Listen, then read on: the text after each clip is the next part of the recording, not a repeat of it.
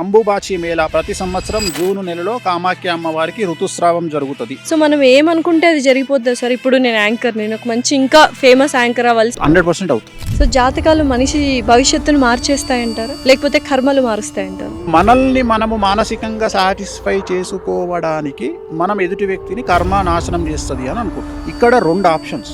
మనము ఏమీ చెయ్యకుండా మనము నిజంగా శుద్ధపూసలమైతే మనల్ని ఎవడైతే టార్గెట్ చేస్తాడో వాడు సర్వనాశనం అయిపోతాడు. మనకు చేతబడి అనేది దట్ ఈస్ ఏ క్రియేచర్, అంటే అది నిజంగా చేయగలిగిన వాళ్ళు ఇప్పుడు లేరు. సో మన దగ్గర ఉన్నది సత్కాలు పెట్టేవాళ్ళు ఉన్నారు. సత్కాలు పెట్టేవాళ్ళు అంటే సెలబ్రిటీ సక్సెస్ అవ్వాలి అనుకున్న వాళ్ళకి ఇటువంటి ప్రయోగాల నుంచి విముక్తి కల్పిస్తూ ఉంటారా? సో నేను ఎక్కువగా రెమెడీ చేసేది బాలీవుడ్కి చేస్తాను. ఎందుకంటే బాలీవుడ్లో అసలు ఆల్మోస్ట్ 90% హీరోయిన్లు బ్లాక్ మ్యాజిక్ చేస్తారు. ఇప్పుడు జాతకంలో వాళ్ళు ఇలాంటి మనుషులను తెలిసినప్పుడు దాన్ని మీరు కొన్ని పరిహారాలు చెప్పినప్పుడు ఆ జ్యోతిష్యంలో చెప్పినవి మనం తిరగరాయొచ్చా? సో ఇంద్రుడు ఇచ్చినటువంటి శాపం ఏంది అంటే ఎవరైతే అందమైన అమ్మాయిలు ఉంటారో వాళ్లకు కుటుంబ సౌఖ్యం ఉండదు అని ఆయన ఇచ్చినటువంటి శాపం. అందుకని నువ్వు తీసుకో, ఎవరైతే అందంగా ఉన్న అమ్మాయిలు ఉంటారో వాళ్ళ జీవితంలో భర్త అనేవాడు ఉండడు. రెండవది, నువ్వు గమనించినట్లయితే ఎవరైతే ఆల్మోస్ట్ ఆల్ అందగత్తెలు ఉన్నారో వాళ్ళందరూ చూస్తే ఏజ్ గ్యాప్ ఉన్నటువంటి వాళ్ళని పెళ్లి చేసుకోవడమో లేదా సెకండ్ మ్యారేజ్గా వెళ్ళడమో జరిగింది. సో వేణుస్వామి గారు డబ్బు ఎలా సంపాదిస్తారు, డబ్బు సంపాదించడం ఎలా అని అడిగితే ఏమంటారు? ప్రపంచంలో 3 విషయాలు చాలా సింపుల్ విషయాలు. 1 డబ్బు సంపాదించడం, 2 అమ్మాయిని పడేయడం, 3 సెలబ్రిటీ స్టేటస్ అవ్వడం. ప్రపంచంలో 3 కష్టం. 1 డబ్బు నిలుపుకోవడం, 2 పడేసిన అమ్మాయిని కాపాడుకోవడం, 3 సెలబ్రిటీ స్టేటస్ నిలబెట్టుకోవడం. ఇప్పుడు 5 ఏళ్ల తర్వాత ఏం జరుగుతుందో చెప్తారా మాకు? బంగారం రేటు 5 లక్షలు అవుతుంది. 5 లక్షలు అయిపోతుందా? వెండి 6 లక్షలు అవుతుంది. పెట్రోలు డీజిల్ ఆల్మోస్ట్ ఆల్ దొరకకపోవచ్చు. ఇవాళ మతం గురించి మాట్లాడే జనాలు నెత్తిన పెట్టుకుంటున్న సమాజం 2-3 ఏళ్ల తర్వాత మతం గురించి మాట్లాడితే దొంగలను చూస్తారు. Hello everyone, welcome to I dream. This is anchor Lasya Reddy. ఇవాళ చేయబోతున్న పాడ్కాస్ట్ ప్రతి మనిషి చూడాల్సిన పాడ్కాస్ట్. ఎందుకంటే డబ్బు విలువ ఏంటో తెలుస్తుంది, మనిషి విలువ ఏంటో తెలుస్తుంది, మనిషి ఎలా బతకాలి అనే సంగతి తెలుస్తుంది. అయితే కొన్ని నిజాలు కఠినంగా ఉంటాయి, కానీ అవే నిజాలు. ఎంత హార్ష్గా చెప్తున్నారనేది కాకుండా ఎంత వాస్తవాలు చెప్తున్నారు అనేది ఇంపార్టెంట్. అంటే ప్రతి ఒక్క మనిషి సొసైటీలో ఈయన తప్పు తప్పు తప్పు అంటున్నా, నేను రైట్, నా మనసుకు నచ్చినట్టే నేను చేస్తాను, నేను ముక్కుసూటి మనిషిని అని చెప్తూ మనకి ఇవాళ అసలు జీవితం గురించి బోల్డ్ అని సత్యాలు వాస్తవాలు చెప్పారు. డెఫినెట్లీ ప్రతి ఒక్క మనిషి చూడాల్సిన video. He is none other than celebrity astrologer అనొచ్చు, ప్రముఖ జ్యోతిష్యులు అనొచ్చు. పరిచయం అక్కర్లేని పేరు వేణుస్వామి గారు. నమస్కారం వేణుస్వామి గారు. నమస్తే అమ్మ. ఓం నమో వెంకటేశాయ. వెంకటాద్రి సంస్థానం బ్రహ్మాండే నాస్తికించిన వెంకటేశ సమోదేవో నా భూతో నా భవిష్యతి. ఎలా ఉన్నారు? సూపర్ అమ్మ. రచ రచోభ్య. ఇప్పుడు చూడు, full on happiness and joyful. ఏంటి కారణం ఇంత హ్యాపీనెస్, జాయ్ఫుల్? ఎప్పుడు ఒక పాజిటివ్ ఆరా ఉంటుంది. ఏంటి? నమ్మకం, దేవుడి మీద నమ్మకం. కలియుగంలో మనల్ని నేను అసలు జనాల్ని నమ్మను. జనాల్ని అస్సలు నమ్మరు, మనుషుల్నే నమ్మను. అదేంటి సార్, ప్రతి మనిషిలోనూ దేవుడు ఉంటారంటారు కదా, మనిషిని నమ్మకపోతే మనుగడ ఎలా కుదురుతుంది? డైలాగులు సినిమాలలో చాలా బాగుంటాయి, చాలా అంటే చాలా బాగుంటాయి. సో ప్రతి మనిషిలోనూ ఒక మోసకారు ఉంటాడు, ఒక స్వార్థపరుడు ఉంటాడు అని నేను నమ్ముతా. మరి మనిషిని నమ్మకపోతే మనుగడ ఎలాగా? ఇప్పుడు మీరు ఇంత పెద్ద ఫామ్ హౌస్లో ఈరోజు మనం షూట్ చేస్తున్నాం, 11 మంది 12 మంది మీకు వర్క్ చేస్తుంటారు. మనిషిని పని వాళ్ళు కదా, డబ్బులు తీసుకొని పని చేస్తుంటారు. ఓకే, భారతదేశంలో డబ్బులు తీసుకొని పని చేయడం కూడా మనకు వాడు ఏదో సేవ చేసినట్టు ఫీల్ అవుతాడు. అంతే అంటారా? సో ప్రస్తుతం దేశ కాలమాన పరిస్థితులను బట్టి ఒక సేయింగ్ నడుస్తుంది, రోజుగారుకు కామ్ నయ్యే, కామ్ వాలే కామ్ కర్తే నయ్యి. పని చేసేటోనికి పని ఉన్నోడు పని చేస్తలేడు, పని ఉన్నోడు పని చేస్తలేడు, పని లేనోనికి పని దొరకలేదు, పని మనుషులు కావాల్సిన వాళ్ళకు పని మనుషులు దొరకలేరు. ఎందుకు ఇది అంటే మన దేశంలో, మన తెలుగు రాష్ట్రాలలో పరిస్థితి ఏంటి అంటే మన దగ్గర డబ్బులు తీసుకొని పనిచేసేవాడు కూడా మనకేదో సహాయం చేసినట్టు వాడి జీవితాన్ని మనకు దారపోసినట్టు ఫీల్ అవుతాడు. ఈ ధోరణి ఎందుకు వచ్చిందంటారు? కలియుగం కాబట్టి పోయే కాలం అంటారు. పోయే కాలం, అహం అన్నట్టు ఇదంతా జెలస్, అహము ఎట్లయిపోయిందంటే చివరికి ఎట్లయిపోయిందంటే మన దగ్గర పనిచేసేవాడు ఏమనుకుంటాడు అంటే, ఇప్పుడు ఉదాహరణ ఒక కాంట్రాక్టర్ ఉన్నాడు. కాంట్రాక్టరు సంవత్సరానికి 100 కోట్ల బిజినెస్ చేస్తాడు. వాళ్ళ దగ్గర పనిచేసే కూలి ఏమనుకోవాలంటే, మా యజమాని దగ్గర నేను పని చేస్తున్నా, ఆ యజమాని నాకు పని ఇస్తుండు, ఈయన వల్ల నాకు 5 ఏళ్ళు నోట్లకు పోతున్నాయి అనుకోవాలి. కానీ వీడు ఏం చేస్తాడు, వీడు ఎట్లా ఫీల్ అవుతాడు అంటే, నేను లేకపోతే మా ఓనర్ దివాలా తీస్తాడు అని వీడు ఫీల్ అవుతాడు. ఇవాళ రోజు పరిస్థితి ఏమైందంటే, నాకు మొన్న చెప్తున్నాడు ఒక అతను, వాళ్ళ డ్రైవర్ను తీసేసిండంట. ఏదో కోపం వచ్చి గొడవ వచ్చి ఒక యజమాని డ్రైవర్ని తీసేసిండంట. తీసేస్తే డ్రైవర్ స్టేటస్ పెట్టుకున్నాంట నైట్, ఏమని అంటే, నేను లేకపోతే నీకు తెలుస్తుంది. ఏమవుతుంది? ఏమవుతుంది? ఇంకో 1000 ఇచ్చి వేరే తెచ్చుకుంటాడు. సో నేను అనేది ఏంటంటే మూర్ఖత్వం అనేది జనాల్లో ఎక్స్ట్రీమ్ వెళ్ళిపోతుంది. సో నేను ఎందుకు నమ్మను అంటే నేను అడవిలో జీవించినట్టు జీవిస్తా. నేను ఎవరిని సహాయం అడగను.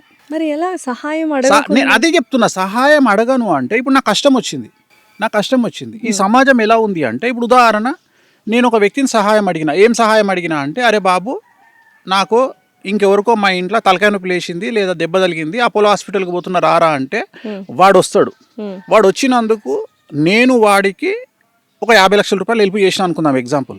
వాడు ఏమంటాడు అంటే తర్వాత సంవత్సరం తర్వాత నువ్వు చేసిన 50 లక్షల హెల్ప్ తొక్కాసు పనికిరాదు, నేను ఆ రోజు అపోలో హాస్పిటల్కి ఎంబడొచ్చి నీకు జెండు బాంబు కొనిచ్చిన చూడు అది ముఖ్యం అంటాడు వాడు.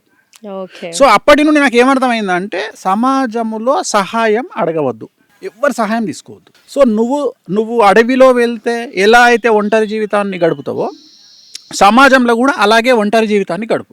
ఎందుకు ఇంత వైరాగ్యం? ఇది వైరాగ్యం కాదు, ఇది జనాల్ని స్టడీ చేసిన విధానం. ఓకే నీకు ఒక ఎగ్జాంపుల్ చెప్తా. డిసెంబర్లో నేను ఒక హాస్పిటల్కు ఒక అమ్మాయి, నాకు తెలిసిన అమ్మాయి ఫోన్ చేసి ఏడుస్తుంది. ఏమైంది తల్లి అని అడిగిన. అంటే నాకు యూట్రస్ ప్రాబ్లం వచ్చింది, నేను హాస్పిటల్లో ఉన్నా. మరి ఎందుకు ఏడుస్తున్నావు అంటే మా అమ్మ నాన్న ఎవరు నన్ను హాస్పిటల్ దగ్గరకు వచ్చి చూడడానికి రాలేదు, నేను హాస్పిటల్ ఒక్కదాన్నే అడ్మిట్ అయ్యి ఉన్నా, నా దగ్గర రూపాయి లేదు, నన్ను ఏం చేయమంటారని అడిగింది. నాకు కొద్దిగా నేను ఆడవారి పక్షపాతిని జనరల్గా. ఇమ్మీడియట్గా డ్రైవర్ను పిలిచి నేను హాస్పిటల్కి పోయి సమ్ అమౌంట్ తీసి అమ్మాయి చేతిలో పెట్టి పక్కన ఆమె అసిస్టెంట్ ఉంటే ఆమెకు 10,000 ఇచ్చి సామాన్లు ఈమెకి ఏమేమి కావాలో బ్రెడ్ ఫ్రూట్స్ అన్నీ కొని తల్లి అని చెప్పి ఆ అమ్మాయితో మాట్లాడి బయటికి వస్తుంటే నన్ను అభిమానించే ఒక పీడియాట్రిషియన్ అమ్మాయి డాక్టర్ ఎదురుగా వచ్చింది. స్వామి డాక్టర్ ఎక్కడికి వచ్చారు అంటే అమ్మ నువ్వేంది తల్లి ఇక్కడ ఉన్నావు అంటే నేను ఇక్కడ డాక్టర్ నువ్వు గురువు గారు. Okay right. ఒక సెల్ఫీ తీసుకుంది, నా నెంబర్ అడిగింది, నా పర్సనల్ నెంబర్ ఇచ్చిన, వచ్చేసిన. ఇది డిసెంబర్లో జరిగింది, 2025 డిసెంబర్లో జరిగింది. మేలో ఈ 2026 మేలో నాకు ఆ డాక్టర్ నాకు మెసేజ్ పెట్టింది. ఏమనంటే గురూజీ నాకు ఇంకా పెళ్లి కాలేదు కదా, నాకు సంబంధం వచ్చింది, ఆ సంబంధం మీరు ఏమన్నా కలుస్తుందా కలవదా చెప్పండి అని. సరే తల్లి చెప్తా అని. అబ్బాయి పుట్టినటువంటి సమయం సంధికాలంలో పుట్టిండు అంటే అది ఒక 10 నిమిషాలు అయితే వేరే రాశిలోకి వెళ్తుంది. అందుకని క్లారిఫికేషన్ కోసం ఈ అమ్మాయికి నేను ఫోన్ చేస్తాను టైం కోసం. 8 రోజులు చేసిన ఫోన్ లిఫ్ట్ చేయలే అమ్మాయి. లిఫ్ట్ చేయకపోతే నేను అమ్మాయికి మెసేజ్ పెట్టిన, ఎనీ ప్రాబ్లం అని పెట్టిన. Yes there is a problem అని పెట్టింది. అనగానే నాకు ఇంకా సర్రమని నేను ఫోన్ చేసి ఏందమ్మా మెసేజ్ పెట్టినావు, నువ్వేమో నాకు రెస్పాండ్ అవ్వట్లేదు, ఎందుకు ఇట్లా చేస్తున్నావు అని అడిగిన. లేదండి దెర్ ఈజ్ ఎ ప్రాబ్లం అన్నది. ఏం ప్రాబ్లం అన్నాను. మీరు మా హాస్పిటల్కి వచ్చిర్రు, మీకు డిసెంబర్లో గుర్తుందా? అవును తల్లి వచ్చిన. ఏమైంది? మీరు ఎందుకు వచ్చిర్రు? ఇట్లా జరిగింది తల్లి వచ్చిన. లేదు నాకు 5 రోజుల కింద తెలిసింది మీరు అమ్మాయిని చూడడానికి వచ్చిర్రు అని. తప్పేముంది దీంట్లో? ఏం లేదు, మా హాస్పిటల్లో అమ్మాయికి 3వ అబార్షన్, అది యూట్రస్ ప్రాబ్లం, మీకు అబద్ధం చెప్పి డబ్బులు తీసుకుంది. సో నేను అనే పాయింట్ ఏంటంటే ఈ అమ్మాయి నన్ను జస్టిఫికేషన్ చేసింది. ఏమని? నువ్వు ఆ అబార్షన్ అయిన అమ్మాయిని చూడడానికి వచ్చినావు కాబట్టి నువ్వే క్యారెక్టర్లెస్ ఫెలో, అలాంటి అమ్మాయిని చూడడానికి వచ్చినావు అంటే నువ్వు వేస్ట్ కానివి. అలా ఎలా అనుకుంటా? ఇట్లా ఎన్నిసార్లు కొట్టించుకోమంటావు నన్ను? మంచి చేయడానికి వెళ్ళారు, సహాయం చేయడానికి వెళ్ళారు, ఈ అమ్మాయి అపార్థం. చివరికి నువ్వు నమ్మవా అమ్మ, నేను ఒక 2 బెల్టులు కొని, బెల్టులు లిటరల్గా ఇప్పుడు నేను ఎప్పుడైనా లైఫ్లో బెల్ట్ వేస్తాను, ఎందుకంటే నేను లుంగి మీద ఉంటా. 2 బెల్టులు నా యాంగర్కి వేసుకొని ప్రతిరోజు దాన్ని చూస్తుంటా. ఎందుకు? అంటే ఎంతమందితో దెబ్బలు తినాలి లైఫ్లో ఇట్లా. మన ఒక అమ్మాయి వచ్చింది, నేను ఒక ఇన్ఫ్లుయెన్సరు, నాకు హెల్ప్ కావాలి. ఏం కావాలి తల్లి? నాకు ఒక ఐఫోన్ ఇప్పించండి. iPhone 17 Pro Max భారతదేశంలో ఐఫోన్ కానీ శాంసంగ్ కానీ లాస్ట్ 10 సిరీస్ నేను లాంచ్ చేస్తున్నా. లాంచ్ చేయగానే 10 ఫోన్లు కొని IAS-లకు కానీ సినిమా వాళ్ళకి కానీ ఇవ్వడం నాకు అలవాటు, గిఫ్ట్ ఇవ్వడం. వెంబడే ఒక ఫోన్ తెప్పించి అమ్మాయికి ఇప్పించిన తర్వాత అమ్మాయి ఫోన్ చేసి ఏమంటది, నా ఫ్రెండ్ ఫోన్లో ఫోటోలు బాగా వస్తున్నాయి, మీరు ఇచ్చిన ఫోన్లో బాగా రావట్లేదు ఫోటోలు అంటే. ఆ ఉద్దేశం ఏం తెలిసి డూప్లికేట్ ఫోన్ అని. డూప్లికేట్ ఫోన్ మీరు ఇచ్చారా? ఏంటి దెబ్బ మీద దెబ్బ అంటే సహాయాలు నేను అనేది ఏంటంటే సమాజం అట్లుంది తల్లి. గుర్తించే స్థితిలో సమాజం, మనం చేసిన హెల్ప్ను గుర్తించే స్థితిలో సమాజం లేదు. వాళ్ళు ఏమంటారు అంటే రేపు పొద్దున మనం ఏమైనా అడిగినాం అనుకో, నీకు ఆ రోజు నేను సహాయం చేసినా నీ తీటకు నువ్వు చేసినావు అంటారు. అందుకని ఏమైపోయింది అంటే ఇప్పుడు నాకు ఏదో సమస్య వస్తుంది, వాడు ఎవడో వచ్చి నా దగ్గర ఉంటాడు. ఉదాహరణ చెప్తా. ఇప్పుడు ఉదాహరణ నిత్యం చచ్చేవాడికి ఏడ్చేవాడేవాడు అంటే రోజు చచ్చిపోయినానికి ఎవడు ఏడుస్తాడు? ఇప్పుడు నా గురించి రోజు ఏదో ఒకటి వస్తుంటది, లేదా ఏదో ఛానల్లో నా గురించి పెద్ద పెంట పెట్టిండు అనుకుందాం, నేను ఏడ్చుకుంటూ కూర్చోవాలనా? ఇక వాడు నేను కొద్దిగా నారాజు కూర్చోగానే ఎవడో నా దగ్గరకు వస్తాడు, గురుగారు నేను మీకు ధైర్యంగా ఉన్నా, నేను మిమ్మల్ని కాపాడుతా అని నాతోనే ఆ 2 రోజులు గడుపుతాడు. అంతే. ఇక జీవితాంతం అని నేను పోషించాలి. ఎందుకు అంటే ఆ రోజు నీ ఎంబడలేనా నేను, ఆ 2 రోజులు నీ ఎంబడున్నా నేను, ఆ రోజు నిన్ను పలాంటి ఈవాడు తిట్టిండు కదా, నేను నీ ఎంబడి 2 రోజులు గడిపినా కాబట్టి ఇక నువ్వు జీవితాంతం నాకు కూడికం చేయాలి. సహాయం చేసి తిరిగి సహాయం పొందడానికి ఈ సహాయం ఎక్కడదమ్మా, అంతే. భయపడేటోనికి సహాయము, నువ్వు భయపడు మన బ్లడ్ అనే లేదు. నేనే 100 మందికి ధైర్యం చెప్పేటోని. అంటే నేను ఏంటంటే చిన్న సహాయం లాస్ట్కు ఎట్లయిపోయిందంటే మనం చాయే గ్లాసు తీసి పక్కకు పెట్టినోడు కూడా ఆ రోజు నీకు చాయ్ గ్లాస్ తీసి పక్కకు పెట్టలే అంటాడు. అందుకని ఏమైపోయిందంటే స్నేహితులను కానీ బంధువులను కానీ ఎవరిని సహాయం అడగడం బంద్ చేసిన. నేను అందరికి కూడా అదే చెప్తా. ఇంకోటి తెలుసా ప్రాబ్లం ఏంటంటే ఇక్కడ ఏం జరుగుతుంది అనేది పక్కన పెడితే, ఇప్పుడు ఉదాహరణ చెప్తా. ఇప్పుడు మన ఇన్స్టాగ్రామ్లో నందు అని ఒక ఎన్ఆర్ఐకి సంబంధించినటువంటి హడావిడి జరిగింది. నందూస్ వరల్డ్ అంటే ఎక్కడికి వెళ్ళిపోయారు జనాలు అంటే, ఆమె లండన్ సిటిజన్, యూకే సిటిజన్. అవును. ఆమెను పట్టుకురావాలంటే ఒక 50 నుండి 100 కోట్ల రూపాయల ఖర్చు వస్తుంది భారతదేశానికి. Right, correct. మనకు ఆ విషయం తెలియదు. మనం అరెస్ట్లను వేసేస్తాం, ఉరి శిక్షను వేసేస్తాం, సంపినమని వేసేస్తాం, మన ఇష్టం వచ్చినాయి మనం వేసుకుంటాం, మనకు నచ్చినాయి మనం వేసుకుంటాం. మనకు బేసిక్ నాలెడ్జ్ ఏం లేదంటే బట్ చాలా మంది మోసపోయారు. చెప్పేది తల్లి, ఇక్కడ మోసం గురించి నేను మాట్లాడతలేను. మీ తప్పు మోసపోవడం అంటే మిమ్మల్ని నమ్మిరు కాబట్టి మోసపోయారు. ఎవడు నమ్మమన్నాడు మిమ్మల్ని? నేను అనే పాయింట్ ఏంటంటే ఎవడు నమ్మమన్నాడు? నమ్మిన దగ్గరనే మోసం ఉంటుంది. నేను దాని గురించి మాట్లాడతలేను. నేను మాట్లాడేది క్వశ్చనింగ్ నాలెడ్జ్ గురించి మాట్లాడుతున్నాను. ఒక సిటిజన్ ను ఇండియాకు పట్టుకురావాలి అంటే ఇంటర్పోల్ ఇన్వాల్వ్ కావాలి, దేశ ప్రధాని ఇన్వాల్వ్ కావాలి, ఒక స్టేట్ సీఎం ఇన్వాల్వ్ కావాలి, వాళ్ళ మీద ఇంటర్పోల్ కనెక్షన్ కావాలి, వాళ్ళని తీసుకురానికి ఇక్కడ నుండి స్పెషల్ టీమ్ అరేంజ్ చేయాలి.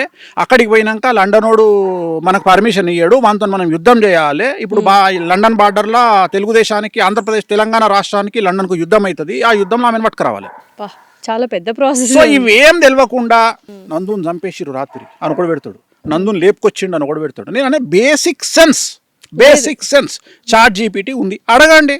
ఒక సిటిజన్ పట్టుకురావాలంటే ఏమవుతుందో అడగండి. ఇదే తెలివి మనకు ఉంటే కింగ్ ఫిషర్ అని ఎప్పుడు పట్టుకోద్దురు కదా. అంతే కదా. మీరు ఎందుకు ఇట్లా చేస్తారు అంటే నేను దీనికోసం భయపడి, వీళ్ళు వేసేదానికి భయపడి, లేకపోతే నేను అదే ఏంటంటే కష్టం వస్తే ఎవరితో షేర్ చేసుకోకండి. ఏమవుతుందంటే కష్టం రావడం కంటే మీరు కష్టాన్ని షేర్ చేసుకోవడం వల్ల సమస్యలు ఎక్కువ వస్తాయి. బేసిక్ ఏం చేస్తావు నువ్వు, నీకు ఒక సమస్య వచ్చింది, దన్నా దోస్తులు ఇద్దరికి చుట్టాలకి ఇద్దరికి ఫోన్ చేసి నువ్వు టెన్షన్ లో పానిక్ అటాక్ వల్ల 10 మందికి చెప్తావు. ఈ 10 మందిలో ఏ నా కొడుకు నీకు పని చేయడు. నువ్వు ఫోన్ పెట్టేసిన మరుక్షణం వాడు ఏం చేస్తాడు తెలుసా, 100 మందికి ఫోన్ చేస్తాడు. అయ్యిందంట, ఆగిందా ఇది, దీనంత యాంకర్ లేదట ఏడా, ఆగిందా ఇది వాడు చెప్తాడు. నువ్వేం చేసుకున్నావు, సహాయం చేస్తారని ఫోన్ చేసినావు, వాడు ఫోన్ పెట్టే చేసే పనిది. ఇట్లా 100 మంది ఇంటూ 10 వేసుకున్నా 1000 మంది నేను తిడతారు తప్ప ఇలా ఎవడు వచ్చి నీకు సహాయం చెప్పాడు. సో మనకి మనమే సహాయం చేస్తాం. సో నేనేమంటున్నా అంటే మర్డరు, మానభంగం ఈ 2 చేస్తే నేను ఎవడు కాపాడలేడు. బ్రెయిన్ స్ట్రోక్, హార్ట్ స్ట్రోక్ ఈ 2 వస్తే నేను ఎవడు కాపాడలేడు. సో ఈ 4కి భయపడు, దేనికి భయపడు. ఇప్పుడు ఉదాహరణ, మీ ఇంట్లో ఎవరికో బ్రెయిన్ స్ట్రోక్ వచ్చింది. బ్రెయిన్ స్ట్రోక్ గారు ఆగండి, మా నాన్నగారు వస్తున్నారు ఆన్ ది వే, ఇప్పుడే మెట్రో దిగిర్రు అన్నాం అనుకో, అవుతుంది? అది ఆగదు. వచ్చే వరకు గిలగిల కొట్టుకొని పీకుతాడు. హార్ట్ స్ట్రోక్ కూడా అంతే. రైట్, ఇది బేసిక్. ఈ 2 బేసిక్. అంటే ఒక మనిషి చచ్చిపోవడానికి ఈ 2 మాత్రమే కారణాలు అవుతాయి. ఎయిడ్స్కు 10 ఏళ్ళు బతుకుతావు, క్యాన్సర్కు మంచి నార్మల్ క్యాన్సర్, థైరాయిడ్ క్యాన్సర్ అయితే జీవితాంతం బతుకుతావు, సచ్చే వరకు బతుకుతావు, అంటే 70 ఏళ్ళు బతుకుతావు. కొన్ని క్యాన్సర్లలో 2 ఏళ్ళకు పోతావు. బట్ ఏదైనా 10 నిమిషాల అకస్మాత్తుగా వచ్చే చావుల గురించి 2. నేను మాట్లాడేది 2. అకస్మాత్తుగా అంటే దేవుడు డిసైడ్ చేసిన ఈ 2.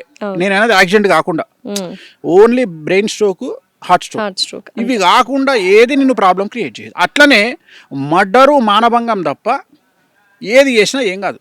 మనిషికి మనిషి సహాయం లేకుండా ఎవడు చేస్తున్నాడు తల్లి, సహాయం ఎవడు చేస్తున్నాడు, ఎవడు చేస్తుండు?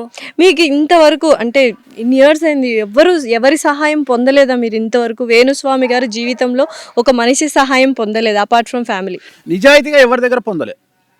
అంటే నా నుండి ఎక్స్పెక్ట్ చేయకుండా ఎవ్వరు చేయలే నాకు హెల్ప్. నేను అనేది ఏంటంటే వీళ్ళకంటే నా పనులు బెటర్ కదా, డబ్బులు ఇస్తే పని చేస్తారు. నేను అనేది నువ్వు ఎవరు ఏమంటాడు అంటే చివరికి నేను విన్నది ఏంటంటే వాడికి బలిసింది వాడు చేసాడు. This is the answer final. సహాయం చేస్తున్నాం. సో ఇలాంటి చాలా తగిలాయి కాబట్టి సహాయం చేసినప్పుడు నాకు కాదు తల్లి, చాలా మంది గొప్ప వాళ్ళను మనం తిట్టుకుంటాం. చాలా మంది గొప్ప వాళ్ళు మనుషులను కేర్ చేస్తారు అని తిట్టుకుంటాం. వాళ్ళు ఇవన్నీ చూసి వచ్చిర్రు కాబట్టి నేను అనేది ఏంటంటే నాకు తెలిసిన ఒక శిష్యుడు ఉంటాడు ఎగ్జాంపుల్, వాడు అంతకుముందు నన్ను గురువు గారు అంటాడు.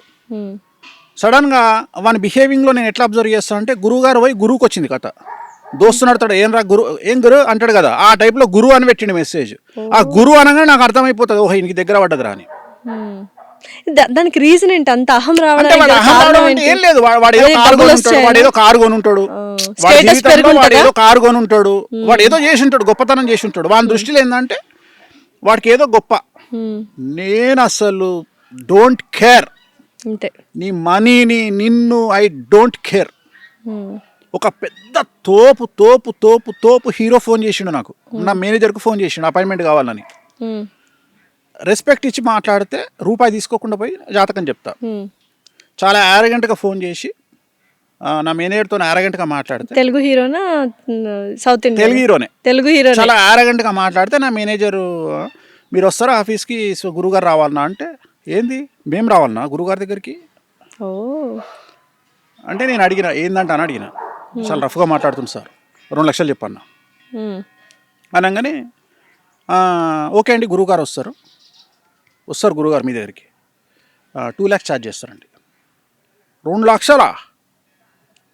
తోపు అన్నారు కదా మీరే, తోపు హీరో కదా. అంటే ఆయన ఉద్దేశం ఏంటంటే నేను హీరోను కాబట్టి వీడు పమేరియన్ కుక్క తోకెట్లా ఊపుతుందో అట్లా ఊపుకుంటూరుకొస్తాడు అనుకుండు వాడు. కానీ మనకు అర్థం కాలే, డబ్బును మనం కేరీ అయ్యాం, స్టేటస్ను మనం కేరీ అయ్యాం, ఎందుకంటే చూసి తంగైపోయినాం. ఎన్ని కోట్ల ఆస్తి ఉంది సార్ వేణుస్వామి గారికి? వేణుస్వామికి ఆస్తి ఉందా లేదా అనేది ఒక విషయం పక్కన పెడితే, నీకు ఉల్టా ప్రశ్న ఇస్తా.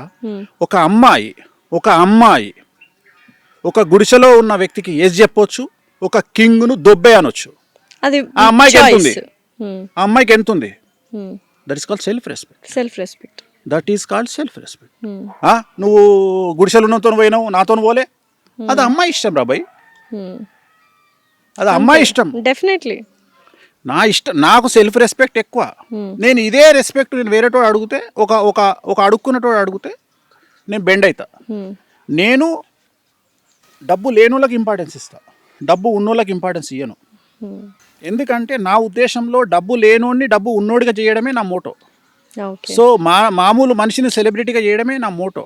ఓకే, ఇదే ప్రశ్న నాకు మైండ్లో రన్ అవుతుంది, మీరే ఆన్సర్ చెప్పారంటే సెలబ్రిటీలు అవుతారు అని వాళ్ళ గురించి తెలుసుకొని వెళ్ళి పూజలు చేస్తున్నారు, లేకపోతే వాళ్ళు సెలబ్రిటీ అవ్వాలి మీ దగ్గర పూజలు చేసుకున్న తర్వాత వాళ్ళు సెలబ్రిటీ? యోగం ఉంటే చేస్తా, లేకుంటే చెయ్య. ఓకే, సో మీ దగ్గరికి చాలా మంది సెలబ్రిటీలు అవ్వాలని వచ్చిన వాళ్ళకి యోగం ఉందని వాళ్ళ జాతకం చూసి. ఎందుకంటే నేను కూడా అందరు జ్యోతిష్యులాగానే దుకాణం ఇంట్లో పెట్టుకొని చాలా సైలెంట్గా బ్రతకొచ్చు. ఇంత మీడియాలో పెంట చేసుకొని ఎవరెవరి దృష్టిలో పడి నేను ఇంత కష్టాలు అనుభవించాల్సిన పని నాకు లేదు. నేను ఎందుకు ఇటువైపు వచ్చినా అంటే వామాచారం అనేది నా డ్రీమ్. వామాచారం అంటే ఎడమ చేతితో పూజలు చేయడము అనేది నా డ్రీమ్. సో ఇప్పుడు దశమహా విద్యలు కామాఖ్య అమ్మవారు అంటే లెఫ్ట్ హ్యాండ్ పూజలు చేయబడేది వామాచారం అనేది డ్రీమ్. అంటే ఎలాగైతే మెడిసిన్లో నార్మల్ మెడిసిన్ ఉంటుందో దాంట్లో స్టిరాయిడ్స్ లాంటివి ఈ పూజలు. సో ఇది ఇన్స్టెంట్గా రెమెడీస్ ఇస్తాయి, ఇన్స్టెంట్గా ఎక్స్ట్రీమ్ లైఫ్ ఇస్తుంది. చాలా ఇంకా నువ్వు చచ్చిపోతావు, ఇంకా బ్రతకలేవు అనుకున్న స్థాయి నుండి, రోగంతో కాదు కష్టాల నుండి, అలాంటి మనిషిని రాత్రిని మిరాకిల్స్ చేసి కింగుని చేసి పెడతాయి ఈ పూజలన్నీ. మరి స్టార్ట్ చేశారా వామాచారం? అదేళ్ళ నుండి చేస్తున్నా కదా, దీనికోసమే కదా అంత పెంట జరిగింది. ఎందుకంటే జనాలకు మా కామాఖ్య దేవాలయం తెలియనందువల్ల యోని యోని యోని యోని యోని అంటే చివరికి జనాలు అక్కడికి పోయి చూసిన తర్వాత నిజంగానే యోని ఉంది ఇక్కడ అని చెప్పి ఫీల్ అయ్యి అప్పుడు జనాలు లైన్ కట్టడం స్టార్ట్ అయింది. ఈ నెల 22 నుంచి 26 వరకు ఋతుస్రావం అనేది కామాఖ్య అమ్మవారికి జరుగుతుంది. అంబుబాచి మేళా అంటారు. అంబుబాచి మేళా ప్రతి సంవత్సరం జూన్ నెలలో కామాఖ్య అమ్మవారికి ఋతుస్రావం జరుగుతుంది. సో ఋతుస్రావం అంటే అమ్మవారికి యోని నుండి బ్లీడింగ్ అవుతుంది. సో మనం ఏమనుకుంటే అది జరిగిపోద్ది సార్. ఇప్పుడు నేను యాంకర్, నేను ఒక మంచి ఇంకా ఫేమస్ యాంకర్ అవ్వాలి, సెలబ్రిటీ అవ్వాలి, యాంకర్ స్థాయి పాడ్కాస్ట్ అయిపోవాలి అని అక్కడికి కామాఖ్య దేవి దగ్గరికి వెళ్తే ఆ టైంలో వెళ్ళొచ్చా, మిగతా టైంలో కూడా వెళ్ళి? ఆ టైంలో దేవాలయం బంద్ ఉంటుంది. అంబుబాచి మేళాలో దేవాలయం బంద్ ఉంటుంది. ఏ టైంలో ఓపెన్ ఉంటుంది అంటే ఆ 4 రోజులు తప్ప ఎప్పుడైనా ఓపెన్. సో ఎప్పుడైనా వెళ్ళొచ్చు. వెళ్ళి నేను 100% అవుతాను. 100% అవుతా. సో డెఫినెట్లీ వెళ్తాను సార్. నేను ఒక డిస్కషన్ అయింది. ఒక డ్రైవరు ఒక యజమాని అడిగిండు నన్ను, గురూజీ ఈయన డ్రైవర్ పని చేస్తాడు కదా, ఈయన లైఫ్ లో సూపర్ స్టార్ ఎట్లా అవుతాడు అని అడిగిండు. చాలా మంచి ప్రశ్న ఇష్టం. ఈ డ్రైవరు లోకల్ ఎమ్మెల్యే దగ్గర డ్రైవర్గా పనిచేస్తే లైఫ్ మారిపోతుంది. అంతే. లీడర్ సినిమాల రానాతోని సీఎం డ్రైవర్ చెప్తాడు, సార్ రాత్రి నాన్నగారు నాకు బ్యాగ్ ఇచ్చిరండి, 20 కోట్ల బ్యాగ్ ఇచ్చిర్రు సార్, అందులో అమ్మాయి అమ్మాయి కోసం అని చెప్పేసి ఒక 60 లక్షలు వాడుకున్నా సార్ అంటే డ్రైవర్ చేతిలో 20 కోట్ల బ్యాగ్ వచ్చింది. సో నీ స్థానాన్ని బట్టి, మార్పును బట్టి నీ ఇంపార్టెన్స్ పెరుగుతుంది. డ్రైవర్ అనగానే నువ్వు చీప తీయాల్సిన పని లేదు.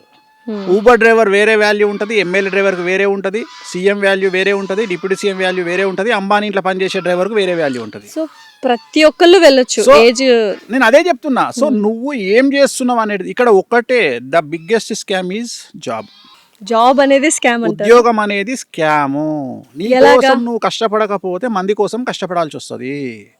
సో నేను ఏం చెప్తున్నా అంటే, ఇవాళ నువ్వు ఒక ఛానల్లో యాంకర్గా పనిచేస్తున్నావు. నువ్వు జీవితాంతం ఈ ఛానల్ యాంకర్గా పనిచేస్తావా, లేకుంటే నువ్వు ఓన్గా ఇండివిజువల్ పాడ్కాస్ట్ సిస్టమ్ పెట్టుకుంటావా, లేకపోతే నీకంటూ ఒక యూట్యూబ్ ఛానల్ పెట్టుకుంటావా అనేది నీ ఆలోచన మీద ఆధారపడి ఉంటుంది. సో ఇప్పుడు నేను ఏం చేస్తే కరెక్ట్ అంటారు మీరు? అది నీ నక్షత్రం మీద ఆధారపడి ఉంటుంది. ఓకే, నీ నక్షత్రం ఏంది డైరెక్ట్ చెప్తావా? అశ్విని నక్షత్రం, మేషరాశి. సో ఏలినాటి శని నడుస్తుంది. డబ్బులు లేకుండా ఏం చేసినా నువ్వు తోపు, అంటే ఇన్వెస్ట్మెంట్ జోలికి పోకు. ఓకే, రెండోసారి ఏలినాటి శనిలో ఉన్నావు. నేను బోటికి పెడతా, నేను నా దగ్గర 40 లక్షల రూపాయలు ఉన్నాయి, 3%కి ఎవడో అప్పు తీసుకుంటా అన్నాడు, ఇట్లాంటి పనులు చేయొద్దు. ఈ జీవితంలో అతిపెద్ద తప్పు చిట్టీలు వేయడము, అప్పులు ఇవ్వడము. ఈ 2 వేస్తే బిస్కెట్, ఇవి పోవద్దు.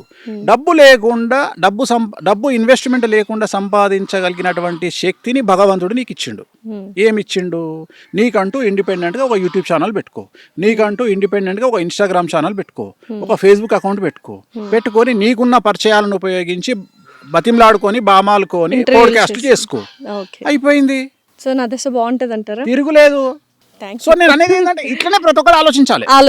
నేను అనేది ఇట్లనే ఆలోచించాలి. ఇప్పుడు ఉదాహరణ కెమెరామెన్ ఉన్నాడు. మరి కెమెరామెన్ ఏమవుతాడా? తోపు అవుతాడా? కెమెరామెన్ తోపు అవుతాడు. ఎట్లయితాడా? 2 కెమెరాలు కొనుక్కొని కిరాయికి ఇచ్చుకుంటే కెమెరామెన్ తోపు అవుతాడా? ఆబ్వియస్లీ. నేను అనేది ఏంటంటే నీలో 12% కసి ఉంటే నువ్వు పైకి వస్తావు. రిస్క్ ఉంటుంది. రిస్క్ లేనిది ఎక్కడా ఉండదు ప్రపంచంలో. రిస్క్ లేకపోతే జీవితం లేదు. నువ్వు రిస్క్ తీసుకోవాలి. నువ్వు 4 రోజులు ఖాళీగా కూర్చో, రిస్క్ తీసుకొని నువ్వు పైకి రా.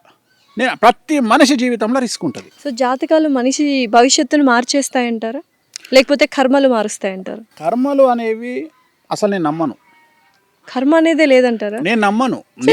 ఇన్స్టెంట్ కర్మ కదా జరుగుతుంది. ఇన్స్టెంట్ కర్మ అంటే నేను ఒక సింపుల్ లాజిక్ చెప్తా. ఇప్పుడు ఉదాహరణ, రోజు కటికోడు మటన్ కొట్టేటోడు షాపులో రోజు 100 మేకలు చంపుతాడు. ఏమవుతుంది వానికి? ఏం కాదు. అది పక్కకు పెడదాం. భారతదేశంలో ఉరిశిక్ష పడ్డోళ్లకు ఉరిశిక్ష చేసేందుకు ఒక మనిషి ఉంటాడు. ఏమవుతుంది ఆయనకు? సో మనల్ని మనము మానసికంగా సాటిస్ఫై చేసుకోవడానికి మనం ఎదుటి వ్యక్తిని కర్మ నాశనం చేస్తుంది అని అనుకుంటాం. ఇక్కడ 2 ఆప్షన్స్. మనము ఏమీ చెయ్యకుండా మనము నిజంగా శుద్ధపూసలమైతే మనల్ని ఎవడైతే టార్గెట్ చేస్తాడో వాడు సర్వనాశనం అయిపోతాడు. ఇది మాత్రమే నేను నమ్ముతా. నిజమేనా సార్? ఇది ఒకటే నేను నమ్ముతా. కానీ నువ్వు కూడా శుద్ధపూస అయి ఉండాలి. నేను అనే పాయింట్ ఏంటంటే అమాయకత్వమేగా, ఏం తప్పు చేయకుండా. ఇప్పుడు నువ్వు మంచిదానివి అంటే నేను చూసిన దగ్గరికి సమాజంలో మన సమాజం ఎట్లుంటదంటే, మొగోడు డబ్బు సంపాదిస్తే అరే దొంగరా లంగపల్లి సంపాదించడం అంటది, అమ్మాయి అయితే ఒళ్ళమ్ముకొని సంపాదించిందని అంటారు. అదే కదా ఇప్పుడు అదే జరుగుతుంది ఎవరికైనా, అమ్మాయి. ఎందుకంటే నిన్ను మానసికంగా దెబ్బ కొట్టడానికి ఈ 2 పదాలు వాడతారు. వీటిని నువ్వు ఎంటిక తీసేసినట్టు తీసేస్తే నువ్వు సక్సెస్. ఇట్లా తీసి ఎంటకాడ పడేయాలి. చేసిన పో అను, అయిపోయింది. అంటే ఇప్పుడు సొసైటీని పట్టించుకోకర్లేదు, అసలు పట్టించుకోవద్దు. మనకి చెడ్డ పేరు వస్తుందని భయం కూడా అసలు వద్దే వద్దు. అన్నిటికంటే ముఖ్యమైన ప్రాబ్లం, నిన్ననే నా దగ్గరికి ఒక అమ్మాయి వచ్చింది. చాలా తోపు తెలుగు రాష్ట్రాలలో వచ్చి జాతకం చూపించింది.